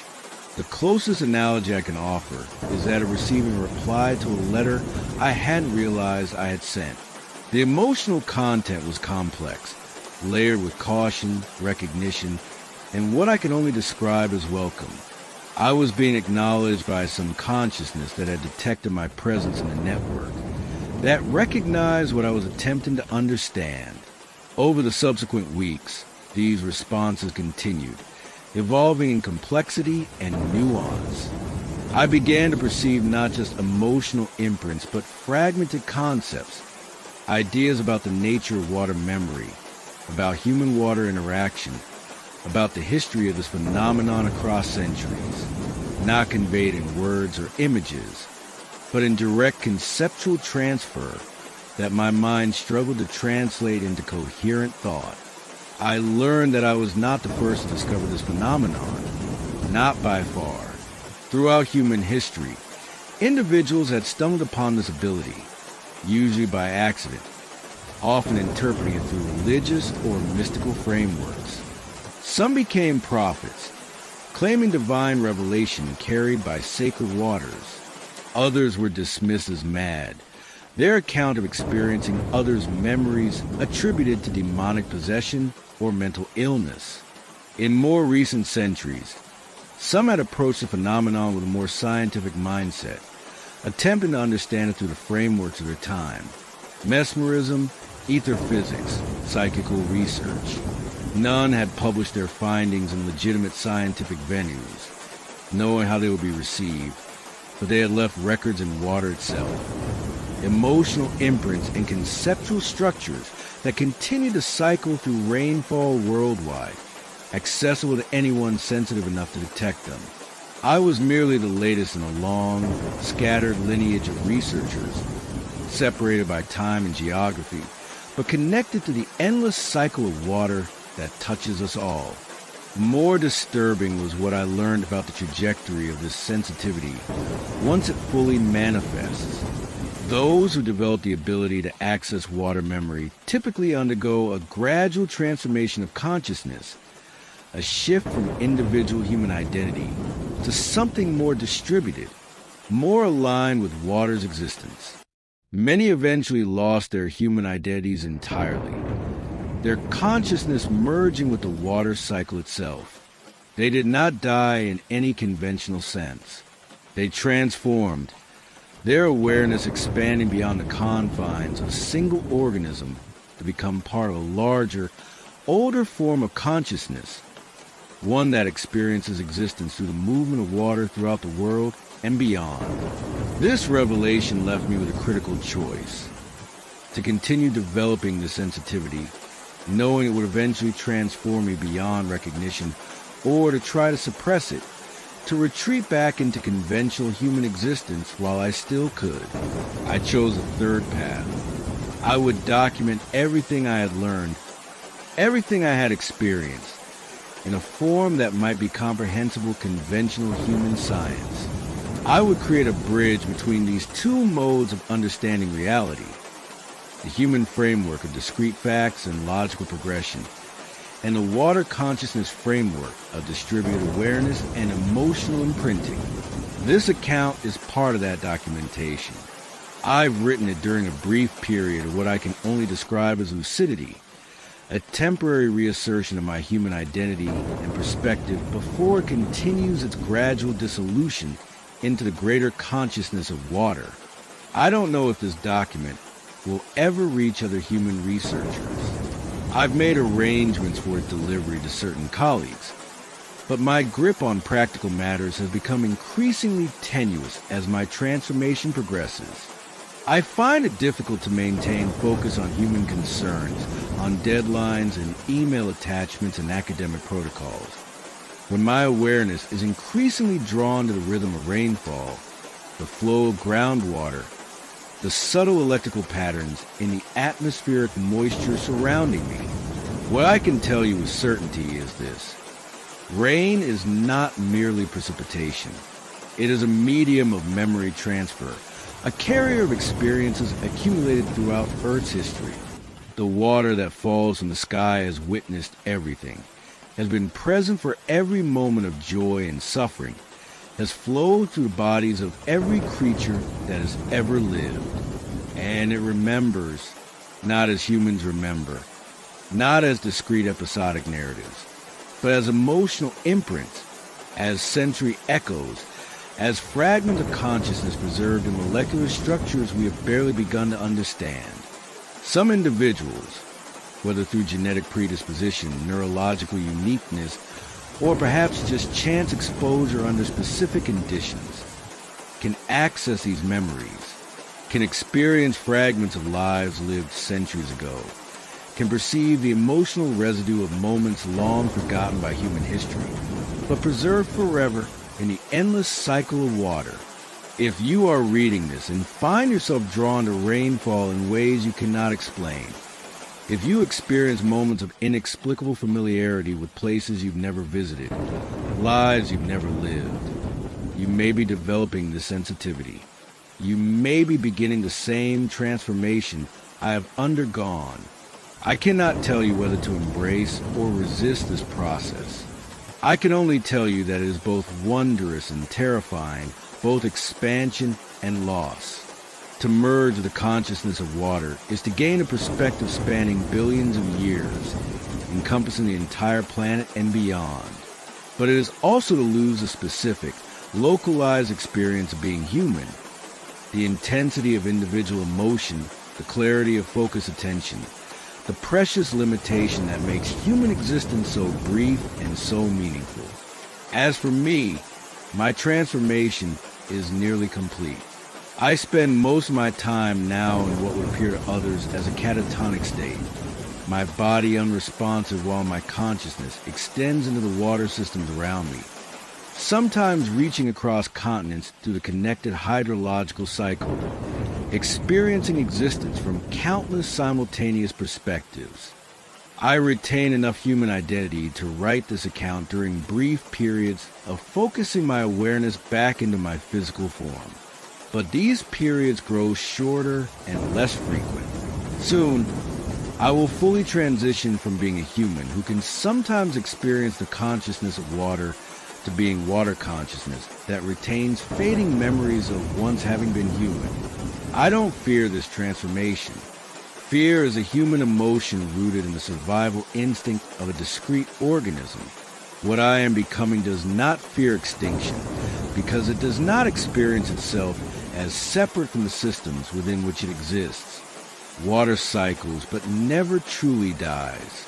It changes state, changes location, but remains fundamentally itself. So the next time you feel rainfall against your skin, consider the possibility that those droplets carry fragments of countless lives, countless experiences.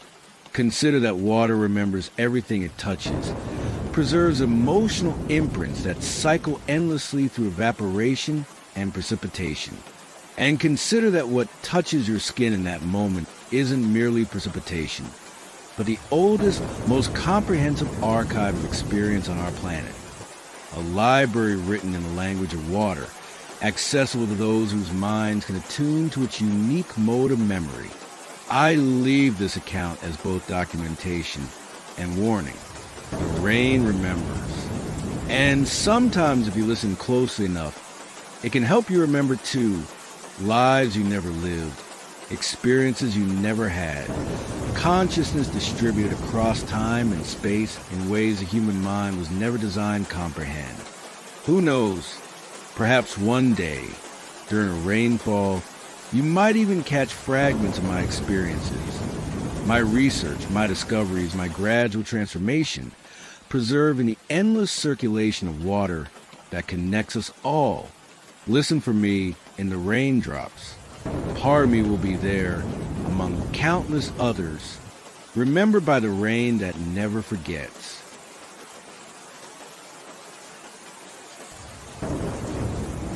I've worked as a night guard at the British Museum for almost 7 years now. Most people assume it a boring job, walking the same corridors night after night, checking the same display cases, watching over artifacts that haven't moved in centuries. They ask if I get frightened, alone in those vast halls with nothing but ancient relics for company. I always smile and tell them there's nothing to fear from the dead. I've been lying. As I sit here listening to the rain against my window, I feel compelled to finally share what happened to me 3 winters ago. Perhaps putting it into words will help me make sense of it. Or perhaps, like so many things in this world, it will remain inexplicable, a mystery to be filed away with all the other unsolved puzzles of human experience. It began on a Tuesday in January, one of those bitter London nights when the sleet comes in sideways and the darkness feels absolute. I arrived for my shift at 10 o'clock as usual, exchanging brief pleasantries with Davis, the evening guard who couldn't wait to get home to his warm flat and waiting wife. I didn't mind. I preferred the solitude of the night shift, the quiet dignity of the museum after hours. The British Museum is a different place at night, without the crowds and the chatter. The true nature of the building emerges. The great court falls silent, except for the occasional creak of the glass roof adjusting to the night's chill. The galleries become more imposing, the artifacts more mysterious. It's as if they breathe differently when no one is watching. My routine was always the same, a complete walkthrough of all galleries immediately after closing, then regular patrols at 2-hour intervals throughout the night. Between patrols, I would monitor the security feeds from the control room, occasionally making notes in the logbook or reading to pass the time. That night's first patrol was unremarkable.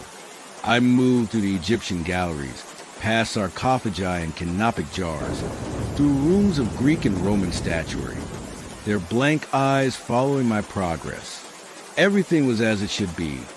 Temperature and humidity readings normal, security systems functioning properly, no signs of disturbance. It was during my second patrol, around 2 a.m., that I first noticed something unusual. I was passing through the medieval European gallery when I heard what sounded like whispering coming from somewhere ahead of me. The museum has excellent acoustics. Sounds can travel surprisingly far through its marble halls. I assumed it was the cleaning crew, though they rarely work so late. I quickened my pace, turning into Gallery 40, which houses artifacts from the early medieval period. The room was empty. The whispering had stopped. "Hello," I called out. "Security, is someone there?" My voice echoed back to me, but there was no reply. I continued my patrol, slightly more alert than before. It wasn't unheard of for visitors to hide at closing time, hoping to spend an illicit night among the treasures. Usually they were harmless, students or enthusiasts seeking a unique experience. But protocol required me to escort any unauthorized persons from the premises. Nothing else out of the ordinary occurred during that patrol. I returned to the control room, checked the security feeds, and saw nothing unusual. I noted the incident in the logbook nonetheless. 2:07 a.m.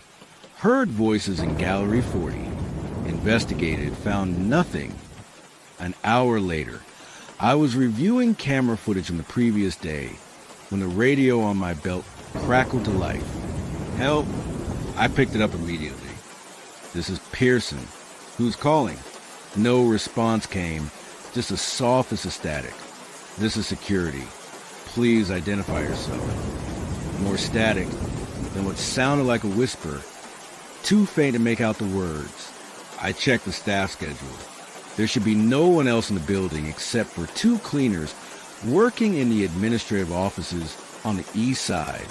I radioed them, but both responded promptly, confirming they were together and had not used a radio previously. Somewhat unsettled, I decided to conduct an unscheduled patrol. I armed myself with my torch and radio and set out, beginning with Gallery 40, where I'd heard the whispering earlier. The museum was deathly quiet now. The only sound to soften the climate control system and the occasional ping of the old pipework. My footsteps echoed loudly on the marble floors despite my attempts to tread softly. I felt a growing sense of unease, though I couldn't have explained why. After all, I'd walked these halls alone hundreds of times before. Gallery 40 was exactly as I'd left it. Display cases securely locked, motion sensors active, medieval artifacts resting silently in their careful arrangements. I swept my torch around the room, its beam catching the glass of display cases and the dull gleam of ancient metalwork. Nothing seemed out of place. I was about to move on when I noticed something odd about one of the displays. A collection of Anglo-Saxon grave goods from a site in Suffolk. Among the brooches, sword fittings, and glass beads was a small bronze mirror about the size of my palm. I'd passed this display countless times before, but I had no recollection of ever seeing a mirror among the artifacts. Curious, I approached the case for a closer look. The mirror was tarnished with age, its reflective surface cloudy and dark. According to the information card, it had been found placed over the face of a young woman buried sometime in the 7th century, an unusual funerary practice for the period. As I leaned in to examine it more closely, I caught a flicker of movement in the mirror's surface. Not my own reflection. Something else, something behind me. I spun around, torch raised, heart suddenly pounding. The gallery was empty. I turned back the mirror, chided myself for being jumpy. Lack of sleep, perhaps, or too many horror films. But as I looked again at the tarnished surface, I could have sworn I saw a face looking back at me. Not my own, but a woman's face, pale and solemn with dark eyes that seemed to hold mine for just a moment before fading back into the clouded bronze. I stepped back from the display case, my skin prickling with goose flesh. It must have been a trick of the light, I told myself, the reflection of some other artifact in the glass of the display case. Perhaps, or simply my imagination working overtime in the small hours of the morning. My radio crackled again, making me start. Find me? The voice was clearer this time. Soft female, with an accent I couldn't quite place. Ancient. Somehow, though I don't know how I knew that. Who is this? I demanded, my own voice sounding harsh and too loud in the quiet gallery. This channel is for security personnel only. Below, waiting. I checked the radio, wondering if perhaps I was picking up some external frequency. A taxi service, maybe, or a nearby security team. But no, the channel was set to the museum's private band. No one else should be able to transmit on it.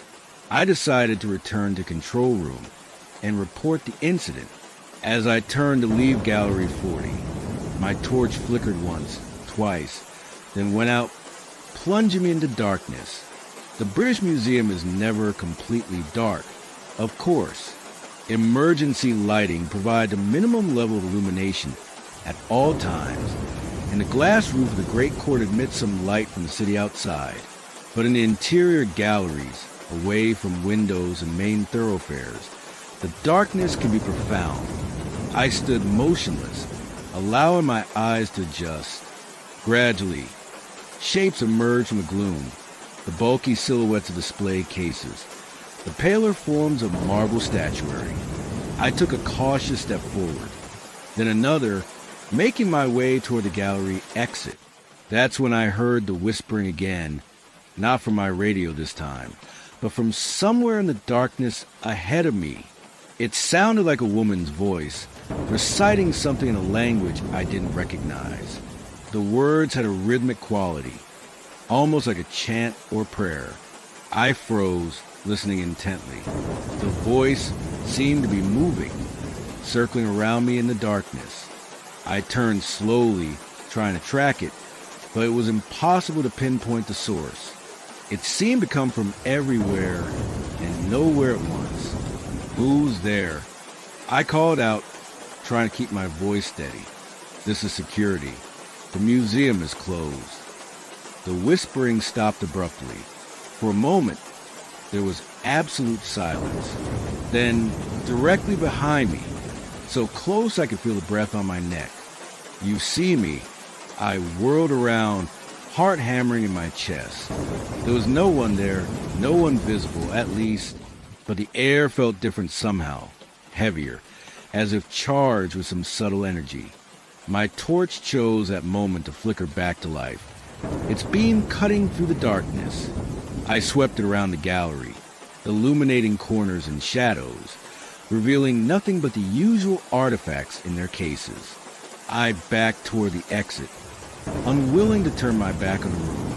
When I reached the doorway, I glanced once more at the display case containing the Anglo-Saxon grave goods.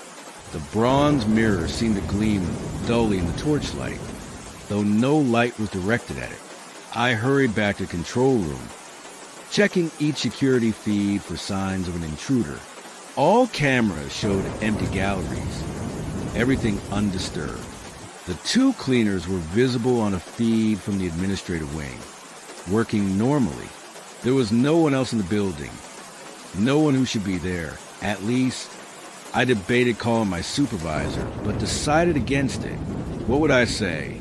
That I'd heard voices? That I'd seen something impossible in an ancient mirror? That I'd felt a presence in a gallery full of artifacts from people long dead? I'd sound deranged. Instead, I made another note in the logbook. 2:56 a.m., possible security breach in Gallery 40. Full sweep conducted, nothing found. Torch malfunction, radio interference. The remainder of my shift passed without incident. By the time the morning staff began arriving at 6 a.m., I'd almost convinced myself that I'd experienced nothing more than the tricks an old building can play on a tired mind working the night shift. Almost. As I was preparing to leave, Dr. Elizabeth Cavendish arrived, the curator responsible for medieval collections. We'd spoken occasionally over the years, usually brief exchanges about security concerns or upcoming exhibitions. This morning, however, she seemed preoccupied, barely acknowledging my greeting as she hurried past. On impulse, I called after her. "Dr. Cavendish, could I ask you something?" She paused, turning back with a slightly impatient expression. "Yes, Mr. Pearson, I'm rather in a hurry." The Anglo-Saxon display in Gallery 40. There's a bronze mirror. I don't recall seeing it before. A strange look crossed her face. The Sutton Hoo mirror? Yes, it was installed yesterday. Part of a temporary display of funerary items. How did you know about it? I noticed it during my patrol last night. The information card mentioned it was found on a woman's face. That seems unusual. Dr. Cavendish's expression softened slightly. Her academic interest peaked. Yes, highly unusual for that period in culture. Mirrors were rare imports, typically owned only by the wealthy or powerful. To use one as a grave good, particularly placed over the face, it suggests a very specific ritual purpose. What purpose? She hesitated, adjusting her glasses. There are several theories. In many cultures, mirrors are believed to trap or reflect spirits. Some scholars suggest it might have been placed to prevent the woman's spirit from leaving the grave. Others proposed the opposite, that it was meant to create a portal, allowing her to travel between worlds. A chill ran down my spine. "And what do you believe, Dr. Cavendish?" She gave me a measured look. "I believe that ancient people had a very different understanding of death than we do, Mr. Pearson. The boundary between the living and the dead was not as absolute for them." She glanced at her watch. "I really must go. Was there anything else?" I shook my head, thanking her for her time. As she walked away, I heard her mutter something that sounded like, "Interesting that you noticed it." That evening, I returned from my shift with a sense of trepidation I'd never before associated with my job. I told myself I was being ridiculous, that last night's experiences were nothing more than fatigue and an overactive imagination. Nevertheless, I found myself dreading my first patrol of the night. Davis handed over with his usual brisk efficiency, mentioning nothing out of the ordinary from the evening shift. I checked the logbook. No entries from the day's staff about strange occurrences or security concerns. Everything was normal. Everything except the knot of anxiety in my stomach. I began my first patrol at 10:30 p.m., deliberately leaving Gallery 40 for last. The museum felt different tonight. Colder somehow, the shadows deeper, the silence more complete. Even familiar creaks and settling noises of the old building seemed muted, as if the structure itself was holding its breath. When I finally entered Gallery 40, I immediately looked toward the display case containing the Anglo-Saxon artifacts. The bronze mirror was there, just as before, its tarnished surface revealing nothing but a dull reflection of the ceiling lights. I approached it cautiously, half expecting to see that other face again, the pale woman with the dark, knowing eyes. But there was nothing unusual about the mirror now. It was just an ancient artifact, silent and still behind protective glass. I completed my patrol and returned to control room, feeling somewhat foolish about my apprehension. The hours passed uneventfully. I monitored the security feeds, made routine entries in a logbook, and even managed to read a few chapters of the novel I brought with me. It was during my 2 a.m. patrol that things changed. I was in the Great Court, making my way toward the North Wing, when the lights flickered. Just once, a momentary dimming followed by a return to normal illumination. I paused, looking up at the vast glass ceiling. No storm tonight that might affect the power supply. Just a clear, cold January sky filled with stars. My radio crackled. Coming, I unclipped it from my belt, holding it up to my ear. "This is Pearson. Identify yourself." "Find me below." The same voice as last night. Soft, female, with that strange, ancient-sounding accent. "Below where? Who is this?" "The old reading room." "I'm waiting." The old reading room. My skin prickled with goose flesh. The circular reading room had once been at the heart of the British Museum, before the Great Court renovation had transformed the space. The reading room still existed, preserved as a historical feature, but it was closed to the public and rarely accessed even by staff. Protocol dictated that I report any suspicious communication and wait for backup. The sensible thing would be to return to the control room, call my supervisor, perhaps even the police. But something, curiosity perhaps, or a strange sense of compulsion, led me instead toward the reading room. The space was dark when I entered, my torchlight sweeping across curved walls lined with books, the concentric circles of desks radiating from the center like ripples in a pond. The ceiling soared above me, its dome reminiscent of the Pantheon in Rome. During operating hours, light would pour into the oculus at the center, but now, in the dead of night, it admitted only darkness. "Hello?" My voice echoed in the circular space. "Is someone here?" No answer came, but as I stood listening, I became aware of subtle sound, a whisper so faint it might have been the pages of books turning in a draft. I moved deeper into the room, my torchlight illuminating empty desks and shadow-filled alcoves. In the center of the reading room stood the circular reference desk, one staffed by librarians assisting scholars in their research. Now it was empty, a relic of a different era of scholarship. As my light passed over it, I noticed something lying on its surface, a small leather-bound book that hadn't been there during my previous patrols. I approached cautiously. The book was old, its binding cracked and worn, its pages yellow with age. It lay open, as if someone had been reading it moments before. Leaning closer, I saw that it was handwritten in a spidery script that looked to be several centuries old.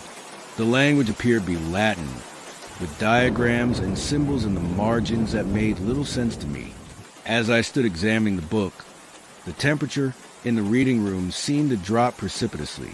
My breath clouded in front of me, and a chill seeped through my uniform. The whispers I'd heard earlier grew louder, more distinct, still incomprehensible, but clearly voices now, multiple voices speaking in overlapping patterns. I turned slowly, sweeping my torch around the room. The beam caught movement in the shadows between bookcases, a flicker of pale fabric, perhaps, or a glimpse of a face quickly withdrawn. The whispers intensified, echoing from the domed ceiling in a disorienting cascade of sound. "Who's there?" I called out, my voice sounding thin and frightened even in my own ears. "Show yourself." The whispers stopped abruptly. In the sudden silence, I heard footsteps, light and deliberate, moving around the circular room, always just out of sight of my torch beam. I tried to track the sound, turning to follow it, but it seemed to come from a different direction each time. Then from directly behind me, a woman's voice spoke clearly. "You found my book." I spun around, torch raised, heart pounding in my chest. She stood on the other side of the reference desk, a young woman in what appeared to be a long dress of dark material. Her hair was pulled back from her face, her skin so pale it seemed almost translucent in the harsh beam of my torch. But it was her eyes that held me frozen, dark, knowing eyes that I recognized immediately from my glimpse in the bronze mirror. "Who are you?" I managed to ask. "How did you get in here?" She smiled slightly, a gesture that didn't reach those unsettling eyes. "I've always been here, Thomas, waiting." The fact that she knew my name should have terrified me further. But somehow it didn't surprise me. Nothing about this encounter felt entirely unexpected, as if on some level I'd been anticipating it since I first heard the whispers in Gallery 40. "What do you want?" My voice was steadier now, my initial shock giving way to a strange sort of resignation. To be remembered, to be known. She gestured toward the book on the desk. My work was never finished, never recognized. I glanced down at the open pages, the cryptic text and diagrams. "This is yours? You wrote this in another life, a life when women's knowledge was feared, when our understanding of the spaces between worlds was called witchcraft." She moved around the desk toward me, her movement fluid but somehow wrong, as if she were moving through a medium denser than air. They'd buried me with my mirror, thinking it would contain me. They didn't understand its true purpose. I took an involuntary step back. What purpose? To see what others cannot, to look into the places where realities overlap. Her gaze was intense, searching. "You have the sight, Thomas. You saw me in the mirror. If you can do that, I don't understand." "No," she agreed, "but you will. The mirror shows truth to those with eyes to see it. And now you found my book as well. That's not coincidence." She was closer now, close enough that I should have been able to feel her presence, to smell perfume or soap or some human scent. Instead, there was only a vague impression of coldness, like standing near an open freezer. "What is this book?" I asked, though part of me didn't want to know. A record of thresholds, places where the veil between worlds grows thin. Places like this museum, built upon layers of history and belief. Her hand moved as if to touch the book, but stopped just short of its surface. I mapped them all before they stopped me. Who stopped you? Her expression darkened. Those who feared what lay beyond the veil.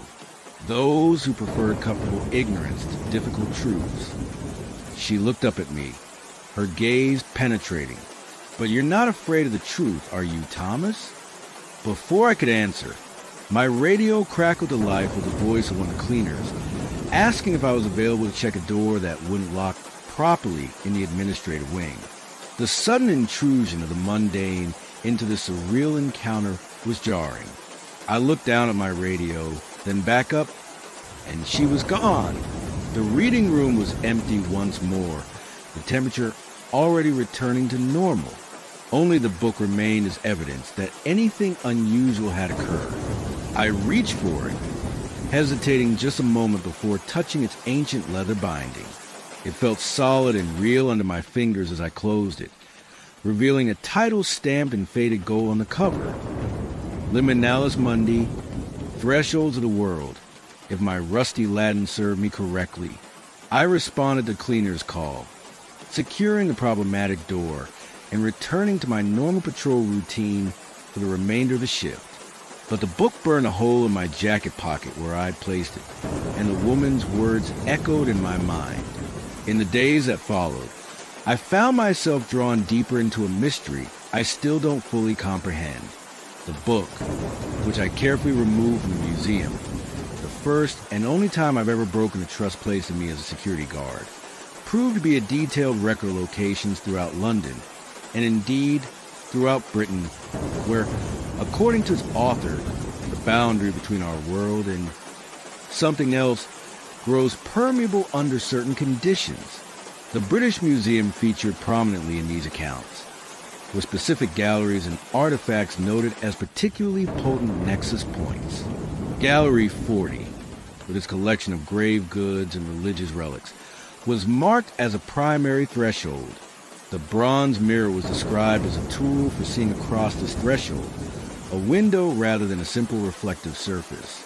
I learned that the book's author was a woman named Eleanor Gravesend, born in 1623 to a family of modest means but unusual learning, educated by her father, a physician with interest in natural philosophy.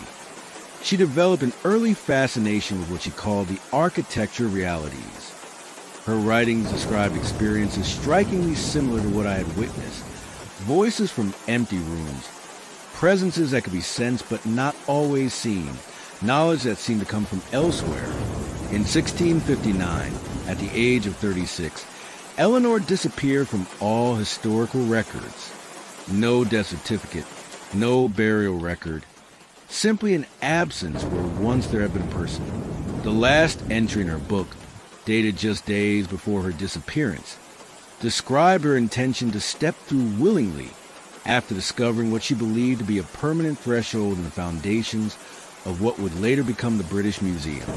I've spent the past 3 years researching Eleanor Gravesend, visiting the locations marked in her book, experiencing things that defy rational explanation. I've seen her several more times, in the reading room, in Gallery 40, and occasionally in other places marked in her mapping of thresholds. Each time, she seems more substantial, more present in our reality. She speaks to me of boundaries thinning, of worlds pressing against each other like pages in a book. She tells me of knowledge waiting on the other side, if only I have the courage to reach for it. And sometimes, in unguarded moments, she speaks of loneliness, of centuries spent in the spaces between, neither fully here nor fully there. I remain a night guard at the British Museum. My colleagues have noticed changes in me, a preoccupation with certain exhibits, a tendency to linger in Gallery 40, a new interest in the history of the museum itself. They attribute it to the natural curiosity that develops when one spends enough time among historical treasures. They don't know that I become part of a story that began centuries ago, a story still unfolding in the quiet hours when the museum belongs to the dead. The bronze mirror was removed from display 6 months after my first encounter with Eleanor. Dr. Cavendish informed me that it was being transferred to storage for further study. The look she gave me as she shared this information suggested she knew more than she was saying. I wondered then, as I still wonder now, how many others have glimpsed what I have seen? How many others have heard the whispers in the gallery, or seen a face in an ancient mirror that should reflect only their own? I continue my patrols, walking the familiar corridors night after night. But I no longer tell people there's nothing to fear from the dead. The truth, I've learned, is far more complex. The dead are not all gone. Some remain in the liminal spaces, the thresholds between worlds. Some, like Eleanor, are neither fully dead nor truly alive, but something in between, watchers at the windows between realities. And sometimes, if you listen carefully in the quiet galleries of places built upon layers of history and belief, you might hear them whispering. They have stories to tell. These voices from the threshold, whether we have the courage to listen, to truly hear them, is another matter entirely. As for me, I've made my choice. Next week, I begin my final series of night shifts at the British Museum. Eleanor has shown me a place deep in the foundations, beneath what was once the reading room. A doorway, she calls it, to somewhere else on the winter solstice, when the veil is thinnest. She believes I can follow where she led the way centuries ago. Am I afraid? Of course. But I'm also tired of standing at the threshold, glimpsing only fragments of a larger reality. I want to see what Eleanor has seen, to know what she has known, to step through willingly, as she once did, into the spaces between. If you find yourself in the British Museum, perhaps on a quiet weekday afternoon when the crowds are thin, make your way to Gallery 40. Look at the artifacts there, the grave goods and relics of people long gone. And if you feel a presence beside you, if you hear a whisper just at the edge of hearing, know that you're not alone. Some thresholds, once crossed, can never be fully closed again. Some doors, once opened, remain ajar forever. And some stories, like mine, have endings that are really only beginnings. The rain is stopping now. Dawn will break soon over London, revealing a city unaware of the thresholds hidden within its ancient stones. I should try to sleep, but I know I won't, not with Eleanor's book open beside me. Its pages turn to the winter solstice ritual, not with her voice still echoing in my mind, calling me to the threshold.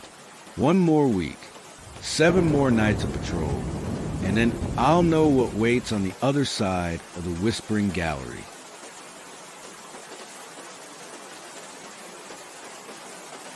The sound of rain against my window always takes me back to that night. It's been 6 years since my experience on a late train from Edinburgh to London, but the memory remains as vivid as if it happened yesterday. I've never shared this story publicly. Who will believe it? But as the rain falls tonight, I feel compelled to finally put these events into words. My name is Michael Harlow. I'm a commercial photographer based in London, specializing in architectural photography. Back in November 2018, I had spent a week in Edinburgh on assignment, documenting a series of historic buildings for a prestigious coffee table book. The work had gone well, but a sudden family emergency required me to return to London immediately, rather than staying the weekend as planned. It was too late to book a flight, so I opted for the last train south, the 23:45 service to King's Cross. The Midnight Express, as the railway staff called it, though it wasn't particularly express. It was scheduled to arrive in London at 7:30 the following morning. Edinburgh Waverley Station was nearly deserted when I arrived. A cold drizzle had been falling all day, and by night it had intensified into a proper downpour. I hurried through the concourse, my camera bag clutched protectively under my coat, and made my way to platform 11 where my train waited. It was an older model, not one of the sleek new electric trains that had become common on the main lines. This was a diesel locomotive with carriages that had seen better days. Worn upholstery, flickering lights, and that particular musty smell that develops in train carriages of a certain age. Still, I was grateful to have secured a seat, especially as it appeared the train would be relatively empty. I found my reserved seat in Coach D, stowed my luggage, and settled in for the long journey ahead. There were perhaps a dozen other passengers scattered throughout the carriage, most of them already dozing or engrossed in books or devices. I took out my laptop, intending to review some of the photographs I'd taken that day, but found myself instead staring out at the rain-slick platform, watching the few remaining travelers hurrying to their assigned coaches. As the departure time approached, a railway employee moved along the platform, checking doors and issuing the all-clear. The final call came over the public address system, echoing strangely in the nearly empty station. Then, with a lurch and a distinctive diesel rumble, we began to pull away from Edinburgh and into the dark Scottish night. I must have dozed off at some point, lulled by the rhythmic clacking of wheels on rails and the steady drumming of rain against the windows. When I awoke, we were passing through countryside shrouded in darkness and mist. The carriage lights had been dimmed for night travel, and most of my fellow passengers appeared to be asleep. My watch showed 1:17 a.m. We would be approaching the border soon, I calculated, moving into northern England. I stretched, deciding to visit the restroom and perhaps find a buffet car for a cup of tea before attempting to sleep properly. As I stood, I noticed a man seated across the aisle whom I hadn't observed before. He was elderly, perhaps in his 70s, dressed in a style that seemed oddly formal for train travel. A three-piece suit of dark material, with a gold watch chain visible across his waistcoat. His face was gaunt, with deep-set eyes that seemed to be fixed on the darkness beyond the window. Something about his stillness caught my attention. While the train swayed and vibrated, he remained perfectly motionless, as if he were somehow separate from the movement around him. I nodded politely as I passed him, but he gave no indication of having seen me. Perhaps he was sleeping with his eyes open, I thought, or simply lost in deep contemplation. I continued down the carriage toward the restroom. The connecting door between carriages was heavier than I expected, requiring a substantial push to open. It swung shut behind me with a definitive clang that echoed in the small vestibule area. The restroom was unoccupied, for which I was grateful. When I emerged a few minutes later, I decided to proceed to the buffet car, which I believe was located toward the front of the train. I opened the connecting door to the next carriage and stepped through. The carriage I entered was markedly different from the one I'd left. While my original carriage had been modern enough despite its age, this one appeared to be significantly older. The seats were arranged in compartments rather than the open-plan layout I'd come from. The upholstery was a faded red plush material, and the wood paneling along the walls had a dark, aged patina. My first thought was that I'd somehow entered a first-class or heritage carriage, perhaps attached to the regular service as some sort of special feature. The lighting was much dimmer here, provided by what looked like gas lamps along the corridor, an authentic touch for a heritage carriage, I assumed. The corridor ran along one side of the carriage, with compartments on the other, through the glass panels and compartment doors. I could see that most contained passengers, shadowy figures sitting in the dimness. None seemed to notice as I passed. I hesitated, suddenly uncertain. Had I misremembered the train's layout? I hadn't paid particular attention when boarding, but I was quite sure I hadn't seen any heritage-style carriages attached to the train. "Excuse me," I said, sliding open one of the compartment doors where a single passenger sat. "Could you tell me which way to the buffet car?" The passenger, a woman in a high-necked dark dress, her hair arranged in an elaborate style that seemed more suited to the Edwardian era than modern day, turned slowly toward me. Her face, partially shadowed by the dim lighting, showed no expression. "The refreshment car is forward, sir," she said, her voice oddly formal and precise. "2 carriages ahead." "Thank you," I replied, somewhat disconcerted by her manner. As I slid the door closed, I noticed something odd. The woman cast no reflection in the compartment window, despite the darkness outside that should have made the glass into a mirror. Unnerved but still rationalizing. Tricks of the light, my tired mind playing games. I continued forward. The swaying of the train seemed more pronounced in this carriage, and the sound of the wheels had changed to a rhythmic click-clack that reminded me of old films set on trains in the early 20th century. The next connecting door was different as well, wooden rather than metal, with a brass handle that turned with a satisfying click. The carriage beyond was similar to the one I just traversed, but even more ornate in its decor. The wood paneling featured intricate carvings, and what I had taken for gas lamps in the previous carriage were here clearly oil lamps, their flames flickering gently with the train's movement. The passengers in these compartments were dressed in a fashion that seemed deliberately anachronistic. Men in formal suits with high collars, women in dresses that would have been fashionable around 1900. A themed journey of some kind, a historical society outing. But at this hour on the overnight service, I continued forward, increasingly bemused. The buffet car had to be nearby, and perhaps there I would find someone who could explain what was happening. But when I opened the next connecting door, I found not a buffet car, but what appeared to be a luxurious dining carriage straight out of the golden age of rail travel. White-clothed tables gleamed with silver and crystal. Oil lamps and ornate fixtures cast a warm, flickering light over the scene. And seated at the tables were more passengers in period dress, engaged in quiet conversation or dining on meals served by uniformed stewards. None of them looked up as I entered. It was as if I were watching a play or a film, observed but unacknowledged by the performers.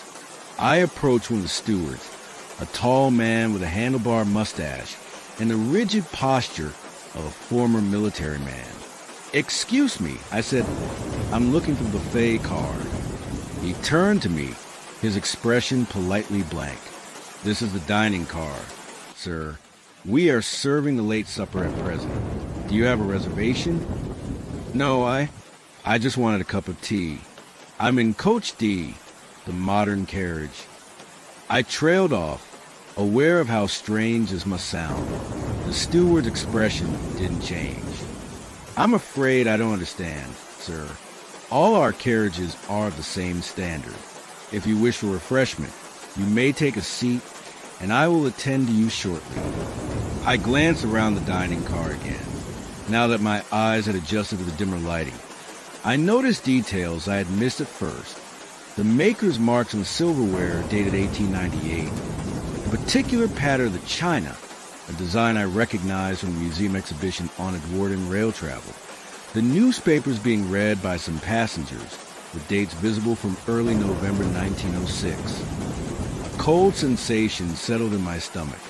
Either this was an incredibly detailed historical reenactment, down to authentic artifacts and period-accurate newspapers, or something far more inexplicable was occurring. "What train is this?" I asked the steward, trying to keep my voice steady. He looked at me with a hint of concern now. "Why?" "This is the night service to London, sir. Are you feeling quite well?" "And the date?" "What's today's date?" The concern in his expression deepened. "It is the 8th of November, sir." "What year?" My voice had risen slightly, drawing glances from nearby diners. The steward leaned closer, speaking quietly. "It is 1906, sir. Perhaps you should sit down. I can bring you some water." I backed away, bumping into a table and causing the glassware to rattle. "I need to return to my carriage," I muttered, then turned and hurried back the way I had come. The connecting door seemed to resist as I pushed through it, requiring more effort than before. The carriage beyond was as I had left it, ornate, lit by oil lamps, populated by passengers in the Gordon dress who paid me no mind as I rushed past. I continued back through the next carriage, and the next, moving faster now, driven by a growing sense of panic. The carriages seemed different on the return journey, older, more antiquated in their fittings. The passengers' clothing style shifting subtly with each carriage I passed through. When I finally reached what should have been my original modern carriage, I instead found myself in what appeared to be a third-class carriage from the Victorian era. Wooden benches instead of upholstered seats, bare boards underfoot, and passengers in the simpler dress of working-class travelers from the late 19th century. I stopped, breathing heavily, trying to make sense of what was happening. Had I taken a wrong turn somehow? Was there another section of modern carriages further back? A porter appeared at my elbow, a young man in a uniform that belonged to a railway company long defunct. "Are you lost, sir?" he asked, his accent distinctly Scottish. "I'm trying to find Coach D," I said. "The modern carriage. I boarded at Edinburgh Waverley at 23:45. The porter's expression showed no surprise at my strange manner or modern clothing. "This train has no Coach D, sir. This is the third-class carriage at the rear of the train. Perhaps you're thinking of a different service?" "What train is this?" I asked, echoing my question to the steward. "The Midnight Express, sir. Edinburgh to London."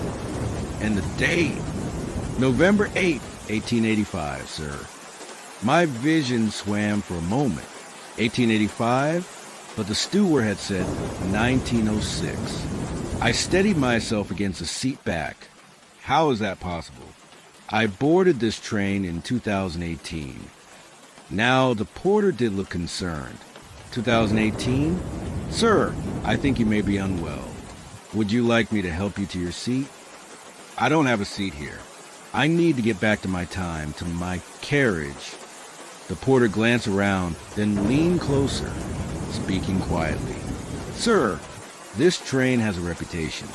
There are stories, nothing official, mind you, but stories of passengers who experience things that can't be explained, times that don't match up, people who don't belong." My heart raced. "What are you saying?" "I'm saying that perhaps you're not the first to find yourself displaced." He straightened up, resuming his professional demeanor. "The best advice I can give you, sir, is to keep moving forward. The train makes scheduled stops. At each station, things have a way of resetting. The next stop, when is it?" "Newcastle, sir. We should arrive at 3:24. I checked my watch, forgetting momentarily that it would be meaningless in this context. It showed 2:10 a.m. But what did that signify in a train that seemed to be traveling through time as well as space? "Thank you," I said to the porter, who nodded and continued on his rounds. I decided to follow his advice and keep moving forward, hoping to find either my original carriage or, failing that, to reach Newcastle, where perhaps this temporal displacement would resolve itself. I progressed through more carriages, each seeming to represent a different era of rail travel. A Pullman car from the 1920s, where elegant passengers in evening wear sip cocktails. A utilitarian carriage from the wartime 1940s, where servicemen in uniform sat alongside civilians with identity cards visible in their breast pockets. A British rail carriage from the 1970s in garish orange upholstery, filled with passengers reading newspapers with headlines about the energy crisis. In each carriage, the passengers seemed unaware of anything unusual. They existed in their own time periods, untroubled by the temporal impossibility of the train as a whole. None seemed to notice my modern clothing or my increasingly agitated state. After what felt like hours but could have been minutes, my watch had stopped working altogether. I reached a carriage that looked more modern, not quite the 21st century style of my original carriage, but perhaps late 1990s or early 2000s. The lighting was electric rather than oil or gas. The seats arranged in a familiar open-plan layout. Passengers wore clothing that wouldn't have looked entirely out of place in my own time. I felt a surge of hope. Perhaps I was getting closer to my own period. I took a vacant seat, needing to rest and gather my thoughts. The passenger across from me, a middle-aged woman with a sensible haircut and a laptop that looked to be from around 2005, glanced up briefly before returning to her work. "Excuse me," I said, "could you tell me what today's date is?" She looked up again, a flicker of annoyance crossing her face at the interruption. "November 8th, 2003. Closer, but still not my time. Thank you. And this train, it's the night service to London?" "Yes, the Midnight Express." She gave me a curious look. "Are you all right? You seem a bit disoriented." "I'm fine," I assured her. "Just tired." "When's our next stop?" "Newcastle. In about 20 minutes. 20 minutes. I settled back in my seat, watching the dark countryside rush past outside. Occasionally, lights from distant farmhouses or small towns would appear and vanish like fireflies in the night. The rain continued to fall, streaking the windows and distorting the few visible lights into smears of color. True to the woman's word, about 20 minutes later the train began to slow. Signs for Newcastle Station became visible as we approached the platform. I gathered myself, ready to disembark as soon as the train stopped, hoping that somehow this would break whatever strange spell had enveloped me. The train came to a halt with a series of jerks and a hiss of brakes. Doors opened, automated in this carriage from 2003, and a few passengers gathered their belongings and left. Others boarded, shaking rain from umbrellas and seeking their seats. I remained seated, watching this normal scene of passengers embarking and disembarking. Nothing seemed unusual or out of place. Perhaps the porter had been right about stations serving as reset points. Just as I had decided to remain on the train and see if things returned to normal, a man sat down in the seat opposite me, the seat vacated by the woman with the laptop, who had left at Newcastle. With a shock, I recognized him as the elderly gentleman in the three-piece suit I had noticed when first leaving my carriage. The man who had been sitting so unnaturally still, staring out into the darkness. "Mr. Harlow," he said, his voice soft but clear. "I believe it's time we had a conversation." I stared at him, unnerved that he knew my name. Up close, his appearance was even more striking. His skin had a waxy pallor, and his eyes, when they met mine, seemed to hold a depth of knowledge that was profoundly unsettling. "Who are you?" I asked. "My name would mean nothing to you. What matters is my function. I am, you might say, a conductor, though not in the sense you're familiar with." "A conductor of what?" "Of transitions." He gestured around the carriage. "This train exists at the boundaries between times. It connects not just places, but periods, moments of flow of history that touch each other like the beads of rain on that window." I followed his gaze to the raindrops sliding down the glass, merging and separating in their journey. "Why am I here?" "Why me?" "You're here because you're between." His expression remained impassive. Between assignments, between relationships, between phases of your life. Those in transition are more easily drawn into the spaces between times. He was right, though I hadn't shared this information with anyone on the train. My career was at a crossroads. My long-term relationship had recently ended, and I had been contemplating a complete change of direction before taking the Edinburgh assignment.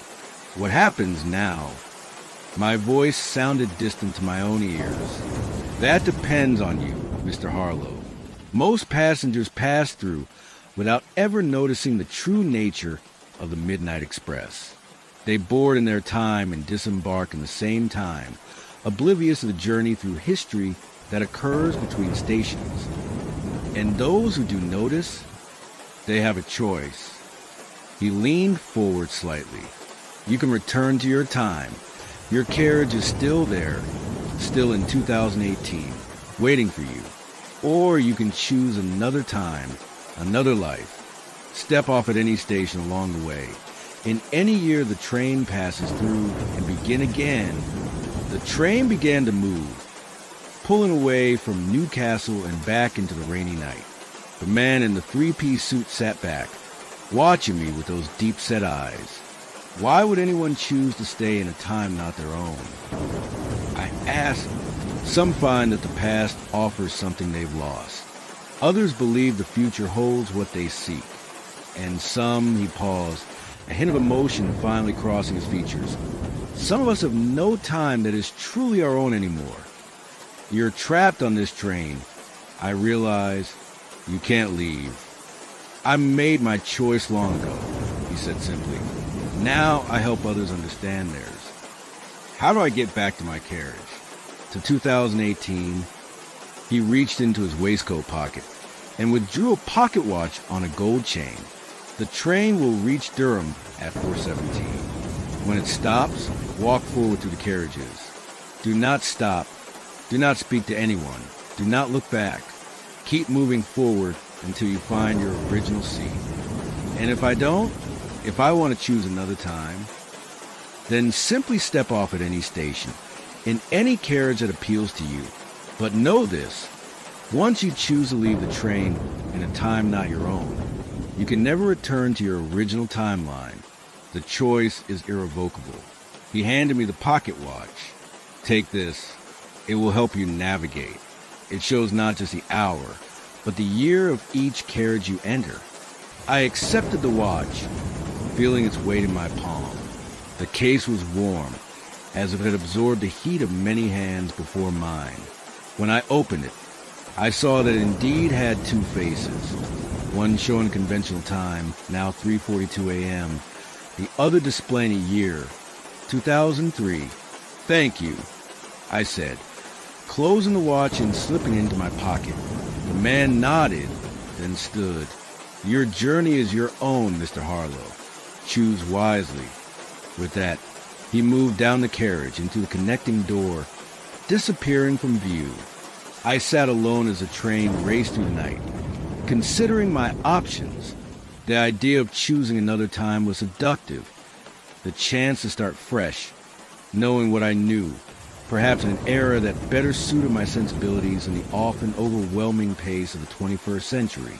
But there were people waiting for me in 2018, my sister with her new baby, friends who would worry, clients expecting my work. And despite its challenges, it was the time I knew, the world I understood. As the train approached Durham Station, I made my decision. I would return to my own time. When the train stopped, I rose and began moving forward to the carriages as instructed. I checked the pocket watch in each new carriage I entered, watching the years roll backward and forward seemingly at random. 1974, 1936, 2012, 1891, 1950. I passed through dining cars and sleeping cars, first-class compartments and third-class benches.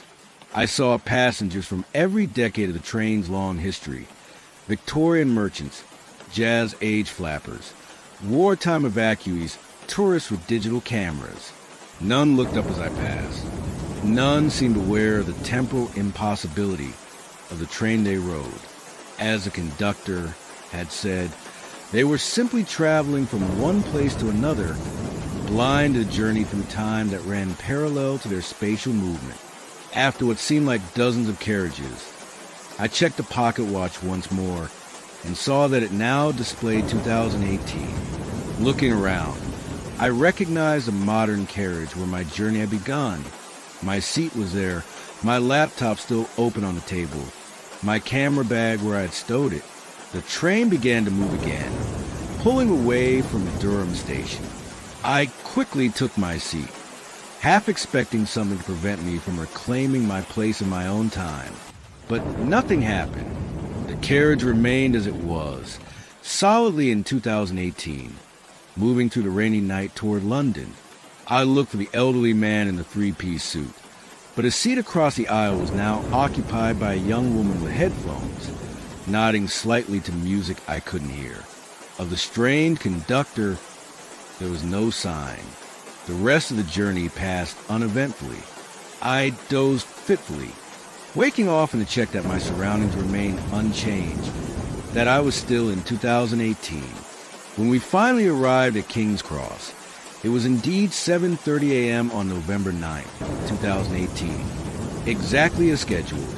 As I gathered my belongings and prepared to disembark, I felt something heavy in my jacket pocket, the pocket watch.